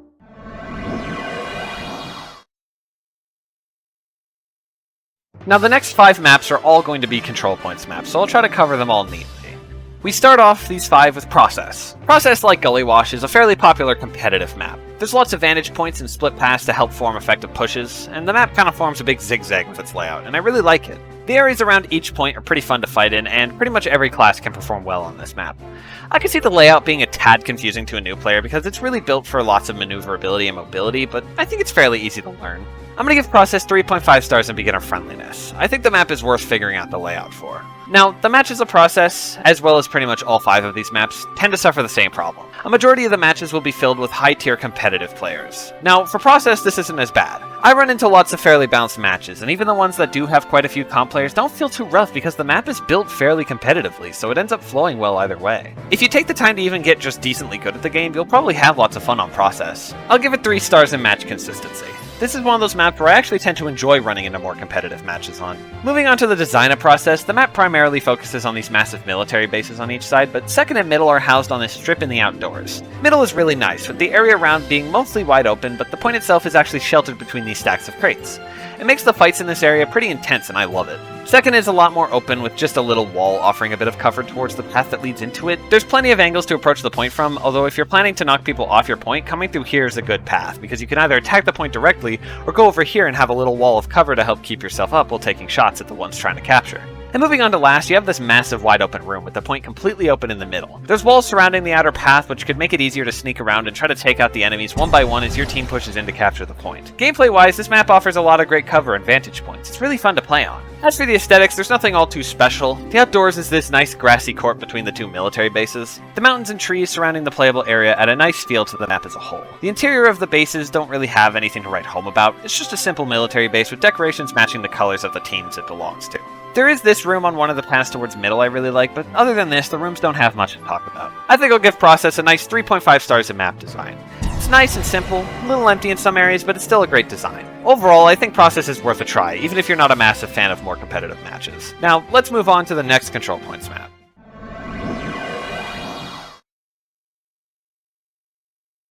I'm not even gonna sugarcoat it, I absolutely hate how Standin functions. It's like it takes the idea of Gravel Pit and puts that into a Control Points map. All 3 points start uncaptured and any team can capture all 3 of the points. When a team owns all 3 points they win, but they capture pretty quick, and from my experience, a team never knows how to focus on multiple points at once, so you get your entire team on 1 point, and then a single scout just goes and captures your other point before you can capture the last one, and it just goes on forever and ever and ever. Standin completely changes the formula of control points, and it makes it suffer from the CPC so much harder than any other map in the game. The entire gimmick of the map is super confusing. I remember my first few matches on Standin, I didn't even know what I was supposed to do. It took several matches before I understood how it works.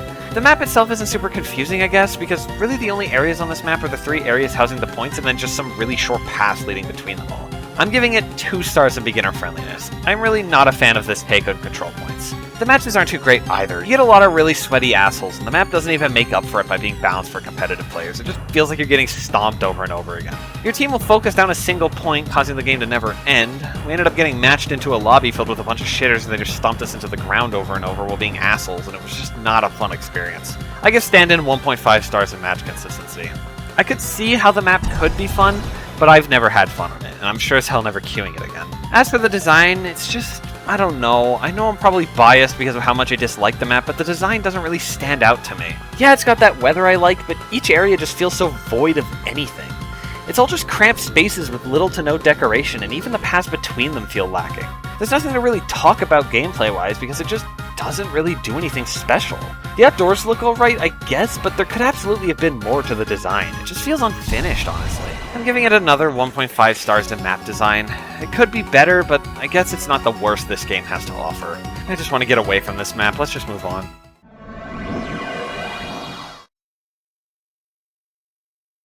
Snakewater is the third of the 5 control points maps, and it's definitely my favorite of the 5. The map is designed pretty well for beginners. Each point is nice and open, separated by these large buildings. The interiors have a few branching paths, but they're nice and big and try to keep it concise and simple. You could probably get lost for a moment, but you'd learn the ways around very fast, so it's not so bad. I could see how last would maybe be a bit confusing for someone new, but as long as you stick with your team, you'll be fine. I'm gonna give Snakewater 4 stars in beginner friendliness. It makes sure what there is to learn is easy to learn.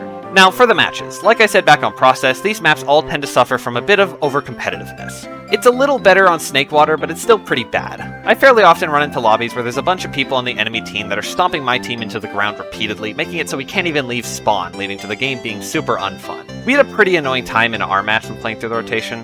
When you get a balanced lobby of Snakewater, it's a pretty fun map. It lends itself to all sorts of silly shenanigans with how it's laid out, but the problem is you rarely get to do any of those silly shenanigans because you walk out into the open and immediately get jumped by 3 people, all with pocket medics beating you to a pulp because they take the game as serious as a full-time job. I'm just gonna give Snakewater 2.5 stars in match consistency. It can be super fun when it's balanced, but it's often super one-sided and brutal. Let's just get to the design, which definitely is much better. I love the outdoors of this map. This deep woods the map takes place in feels super cool. The waterfall on blue side and this pond on red side add a lot of charm to the map. And then of course there's the snakes in the water. Because it's Snakewater. I actually always found that bit really funny, but what was funnier is that when this map got added, there actually weren't any snakes in the water. It was just water. But an update that brought along nature and wildlife preservation measures made it the Snakewater we know today. For the gameplay of the map, I like the unique high ground some areas offer. Middle having these rafters above the point you can stand on, or this ledge on second that provides just enough vision to protect the point but not enough to be overly oppressive. The interiors of the buildings that separate the points are amazing spots to hold out on if you end up getting pushed away from your point.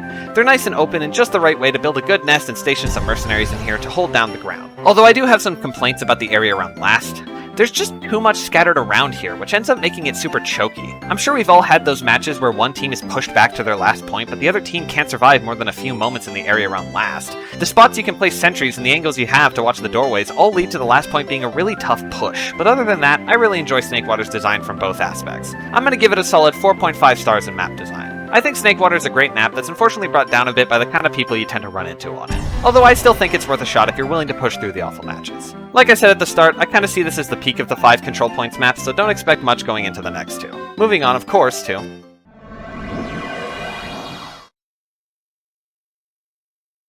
Sunshine is our 4th control points map in this group, and it's another one that I find tries to be balanced competitively, but this one ends up falling a bit short for a few reasons. But before I get into the map, you want to know a cool fun fact I love sharing about this map? Its Scream Fortress variant, Sunshine, was actually added first during the 7th Scream Fortress event back in 2015. Sunshine was then added later in July of 2016. Sunshine was made first. If you check the workshop pages, Sunshine was made in June of 2015, while Sunshine was made October 9th of 2015, just a few weeks before the event in which it got added began. I guess Valve just liked the Scream Fortress version more. Now I actually have something to say about Sunshine that also applies to the next 2 maps. A few of you may already know what this rotation actually is. Back in the ancient days of TF2 being good, before Meet Your Match came along and introduced casual, Team Fortress 2 official servers would actually follow along this rotation in a system called Quick Play. When one match ended, the next map would be the following map in this rotation. For example, if you were on Gravel Pit and the match ended, you would move on to Dustbowl. Now, some maps were omitted from this official rotation despite being added before Meet Your Match. You may have noticed this rotation is missing great maps such as Borneo, Powerhouse, Sweden, and Landfall, which were all added prior to Meet Your Match, but were not included in the rotation for some strange reason. Now, Valve was always weird with their map inclusions in Quick Play. Some maps even got removed and re-added, and the rotation had gone through several changes in its time existing. But these next 3 maps are strange because Sunshine, Metalworks, and Swiftwater were all added with the Meet Your Match update. The update that brought casual and thus removed Quick Play, which used this rotation. They were added to the rotation despite the very same update removing said rotation, which honestly pisses me off because I actually really wanted to talk about Powerhouse, Sweden, Borneo, and Landfall, and they just aren't here while these 3 maps that shouldn't even be here are. Those 4 maps aren't even all the maps that got shafted. I counted it up, of course excluding Man vs. Machine, unfinished maps, and the tutorial maps. There are 25 maps viable for the rotation that just aren't a part of it. These 3 being in Quick Play's rotation is like inviting someone's murderer to their funeral. This update killed Quick Play. Why are they in the rotation? Really, the rotation was dumb, and while there's absolutely reasons to hate casual, I think the step away from this strict map rotation was a good thing. Although Quick Play had the vote for the next map feature, so you weren't stuck in a server for 10 hours if it was on Dustbowl and you wanted to play on, say, Doomsday. Which, honestly, I think should have been part of casual too. The map vote system in casual, whether it's either play the same map again or choose between 2 other maps exclusive to the same game mode, absolutely gets stale after a while. I think I may try to make a video at some point in the future where I cover the other maps that were added during Quick Play's lifespan but just weren't included in the rotation for whatever reason, just to give them some justice for being shafted by these 3 casual maps taking their spot. But enough complaining about the very thing that even gave me the idea for this video, let's just get into the map. Now, Sunshine generally isn't too confusing. The most confusing part of it is the building between second and last. It has lots of winding paths that go up or down, and the path below that leads into second always felt really weird and out of place to me. The actual area around last is super open, so is the areas around second and middle. I don't think you'll get super lost anywhere on this map. I do feel like there's too many paths to middle, and they aren't very spread out. There's 3 paths that all lead straight to middle, and they all kind of funnel out generally into the same area. So even if you tried to split your push between 2 angles, you're going to end up being close enough together that the enemy team can handle you as 1 unit anyway. The map, all things considered, is absolutely fine for beginners. I'm going to give it 4 stars in beginner friendliness. Just stick with your team and be aware of your surroundings, and you'll be fine. Now for the matches, once again, swamped by competitive players. Now, Sunshine tries to be balanced for competitive, and is definitely a popular map for competitive, but I feel like it doesn't shine in the same way that Gullywash or Process do. It feels like it's trying to replicate that feeling, but just can't quite catch it. It's like it's trying to juggle being simple and easy to understand for the casual players of TF2, but also tries to be welcoming to the competitive crowd. But the thing is, those are polar opposite groups. You can't do something that fits for both without some flaws in the map design, and Sunshine I feel like makes its mistake in being too simple. It's built for competitive players and thus draws in a very competitive crowd, however it's made simple and thus draws in a very casual crowd, and then the competitive players with their years of knowledge use the simplicity of the map to their advantage and absolutely crush and stomp the casual players into the ground. It's more the fault of the map than the players. Like Junction, it's more the map's design fundamentally ruins the consistency of the matches. The map is best queued for solo because then you at least have a chance of getting loaded into a map with no groups. See, let me explain how Team Fortress 2 balances teams. Each team must contain the same kinds of stacks. If you queue for, let's say, Upward, and you are queued with 4 other friends, making you a 5-stack, you will not be put into a match until the game can find a 5-stack to put on the enemy team as well. It's why larger queues take longer. Even if the lobby is empty and has room for your party, you will not be added until a party of equal size can be matched with you on the enemy team. However, this does not mean that queuing by yourself guarantees a match of entirely solo people. The only rule is that each team has to have matching stacks. A team can have a 5-stack and a 2-stack, and then the other 5 players could still all be solo players. And as long as that's mirrored on the enemy team, the match will happen. So while queuing solo gives you the chance of being in a lobby of entirely solo people, you're not guaranteed to be. However, if you queue with a group, you are guaranteed to be matched with another group. There's nothing more that determines who you get matched with, so in our case, we queued with 5 as casual players, and then got matched with a 5-stack of very competitive players. We couldn't do anything about it and got stomped into the ground repeatedly. Queuing Sunshine, or really any control points map in a stack larger than 2, brings a large risk, as most groups of 3 or larger tend to be competitive buddies queuing into control points for a competitive match. I'm going to give Sunshine 1.5 stars in match consistency.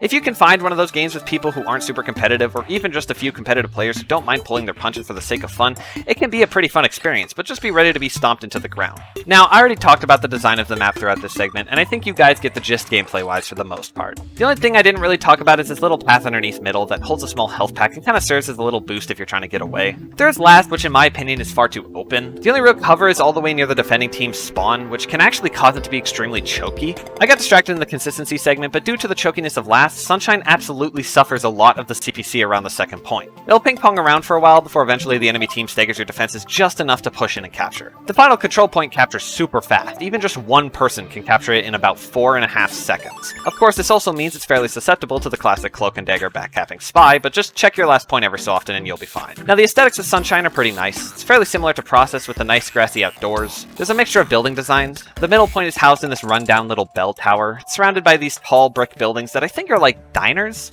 There's seating areas inside them, so this is just kind of an assumption. The bases actually break away from the major design trope. Red's base is all wooden, while Blue's base is also all wooden. Before I get into the bases, I love the tall lighthouses that house the second points. If you watch from the right angles, you can actually see one team's lighthouse all the way from the others. The interior of the bases, while organized weirdly, look nice. The wooden area before last point changing into bricks from the lighthouse as you enter the basement that leads beneath it, and the little high ground you can get going up these stairs is pretty nice. Last itself has nothing to write home about. As I said earlier, it's almost empty to a fault. There's not much really decorating it outside stuff along the walls, and some stuff feels unnecessary, like this tower of pipes in the middle. I think it's supposed to be like a fueling pipe for the rocket, but the top is sealed, so you wouldn't be able to hook anything to it. In short, Sunshine has some nice things aesthetic-wise, but some flaws gameplay-wise. I think I'm going to round it out with 3 stars of map design. I think Sunshine is a good map, even if it's part of this trio that stands around Quick Play's grave like they were friends. I think it's still worth a shot at the end of the day. But we're almost done, so let's just keep going and move on to...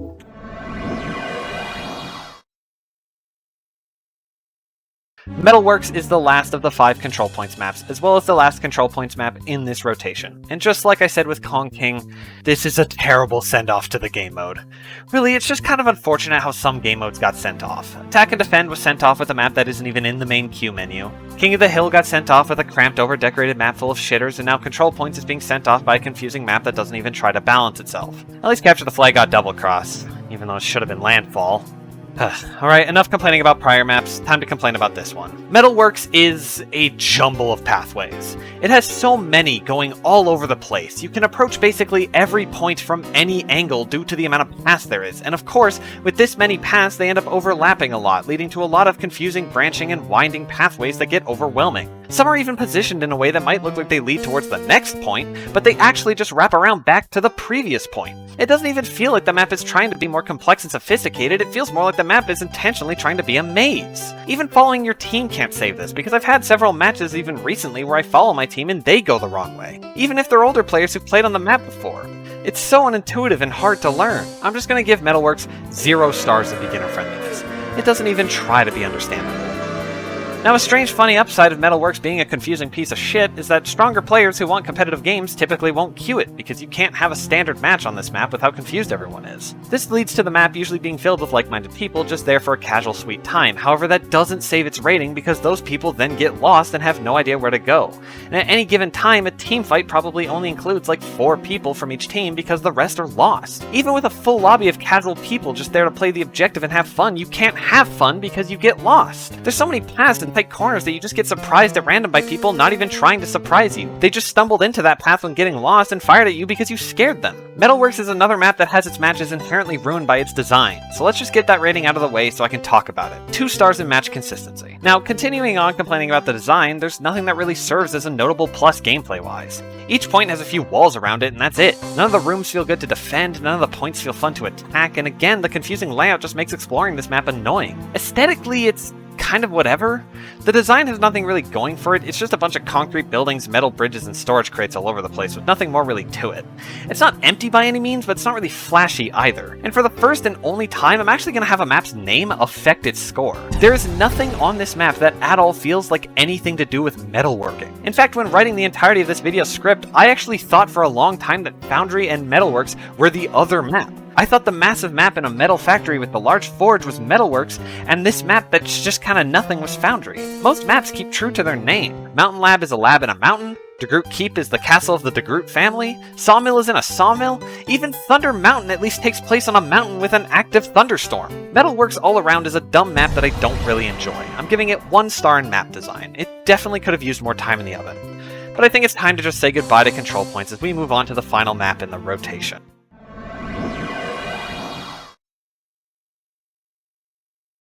Here we are, the final map in this rotation, map number 48, Payload Swiftwater. Now I know on Metalworks I said the main game modes mostly had terrible send-offs, but Payload gets a really good one. Swiftwater is one of my favorite Payload maps, and even if I bitched about these 3 Meet Your Match maps being in this rotation, I actually am glad I got to play on Swiftwater. It's a really nice map. It's well designed, and it's just long enough to have a decent length match without it going on too long and becoming stale. The first area is nice and wide open, but not to the extent that it becomes annoying. There's a little trench you can hide in, a tall building for the defending team to set up a good starting defense, and this large wall allows a great sentry nest to be built up and a good stand to be held defending the way to the first checkpoint. As you make your way to the second checkpoint, you pass through this cave. There's the main path that leads the car out of the cave, but also the side path either side can use to maneuver past the main fight. There's a side path in the cave itself you can use to defend the opening, or as high ground in the middle of the cave, and as you make your way out of the cave, there's plenty of ground all around with great vantage points and sightlines defending that last little stretch to the second checkpoint. The third checkpoint falters a bit.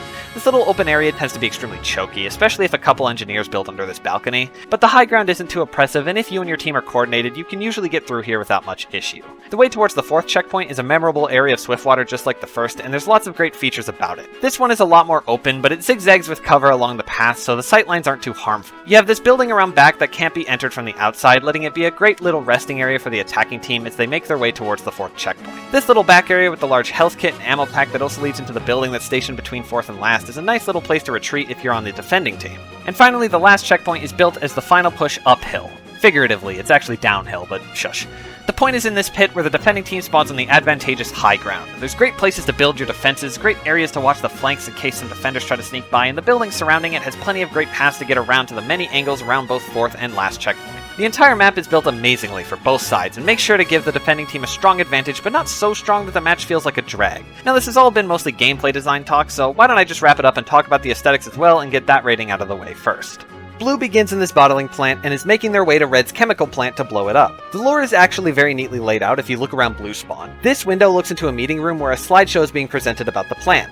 Blue is trying to take the free tap water and charge money for it for profit. However, Red's chemical plant has poisoned their water supply. They can't sell poisoned water, they're gonna get sued. So they build a bomb, strap it to a cart, and push it to Red to destroy their chemical plant and restore the clean water they can use for exploitative profit. I always like that bit, it's pretty funny. Now, the actual looks, I love the outdoor feel. It's got that summer field feel that's become kind of a standard with the later maps. It's surrounded by trees and there's a large mountain in the distance. It really gives Swiftwater a nice feel. I love the cave that you pass through on your way to the second checkpoint. I've had some of my most memorable moments on Swiftwater in this cave. The many buildings around Swiftwater all add so much character to the map, all serving all kinds of purposes and providing many angles. It'd take ages to get to them all, so I'm just going to sum it up with great buildings, pretty layout, beautiful map. Lastly, one gimmick I really like is that the defender spawn actually never changes.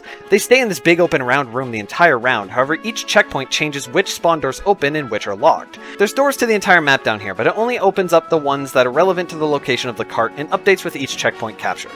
I think it's a neat take on the changing spawn room. With all that, I think I've droned on about Swiftwater's design long enough. I'll add that it definitely could be confusing to a new player. It's a very complicated and loud design, but I think it does well. There's no harm in just sticking with the cart, so if the map is confusing to you, don't feel bad not exploring it. I'll do both ratings right now and just give Swiftwater 5 stars in map design and 2.5 stars in beginner friendliness.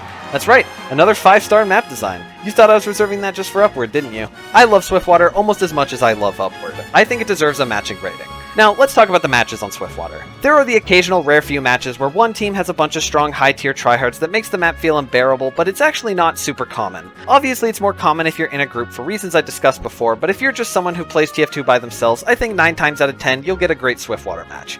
Almost every time I've played on Swiftwater, even when with other people, I've had lobbies full of nice, friendly people just playing casually, trying to have a fun, enjoyable payload map, and I have loved it every single time. I won't lie and say I've never had a bad match of Swiftwater, but it's rare enough I'm willing to overlook it entirely. The only drawback I'd say is even the most casual players will end up causing third checkpoint to be a bit choky, but like I said before, if you really focus and play with your team, it won't be as bad as it sounds. I love playing on Swiftwater. I've met lots of great people on Swiftwater, and it's almost always a fun match. I think I'm going to give Swiftwater a near-perfect 4.5 stars in match consistency. The final map in this rotation, closing it out with great matches and great design, really just feels like a perfect send-off, even if it's questionable being in the rotation at all. Now, I think I've been talking about maps more than long enough. I think it's time we conclude the video. Finally, here we are. That was probably my longest and most ambitious project yet, and I am so happy to finally have it out for you all. Before I go on talking about any sort of technical stuff, I just want to take a moment to say thank you to all my wonderful friends who helped me out doing this rotation. I genuinely don't think I could have gotten this video done without your help. I love you all so much, and I hope you all will join me in my future projects as well. And you, my viewers, thank you for sticking with me, even with how many delays this video got. I felt awful having to push it back over a month past when it was originally supposed to release, but finally having it out ready for you all to watch gives me such a warm feeling, and I hope you all enjoyed watching this video as much as I enjoyed making it. Now, if you remember back on Sunshine, I mentioned that there were many maps that existed during the duration of Quick Play that for one reason or another just didn't end up in the rotation. If you all enjoyed this video and would like to see more, I would absolutely love to go visit those 25 maps in order and talk about each of them as well. I don't mean to sound like a broken record, but this project was really ambitious and I'm so happy to finally have it out. I've been wanting to make this video basically since I created my channel, but it always seemed so daunting until I had my friends to help me out with it. Now, a large channel update that I unfortunately must give. I'm going to be stepping away from this monthly upload format I've been upholding since the start of the year. Between my job, my videos, and my struggles with ADHD, forcing myself into this strict time frame has caused me a lot of stress and sickness. Especially on this video, I've been on such a time crunch to get it out as soon as I could, and I ended up getting really sick during the production. You could probably start to hear it partway through the video, and I'm still fairly sick even now. I was ambitious and wanted to provide you all with consistent and frequent uploads, but I think with my tendency to shoot too big with large projects such as this one, combined with ADHD, it's just not possible for me to continue maintaining this schedule. Now, I'm not just going to disappear for a year at a time. I would never make you guys wait that long for an upload. I'm just going to no longer force myself to meet any deadlines. I will work on videos when I feel up to it, and they will release when they are ready. I'm sorry to abolish this schedule so soon after I created it, but if I continue at this pace, I'm going to severely burn myself out and then I really won't be uploading for a while. I think this will be better in the long run, and I appreciate those who will continue to stick around and support me. I love each and every one of you. Thank you so much for making me feel welcome on this platform. Alright, enough sappy shit. I didn't mean to drag you all along for my rants. If you have any challenge or video ideas of your own you'd like to see me attempt, please comment them down below. If you have any feedback, please feel free to share. I'm always trying to improve. If you enjoyed the video, leave a like. If you didn't, leave a dislike. And make sure to subscribe so you don't miss my next upload.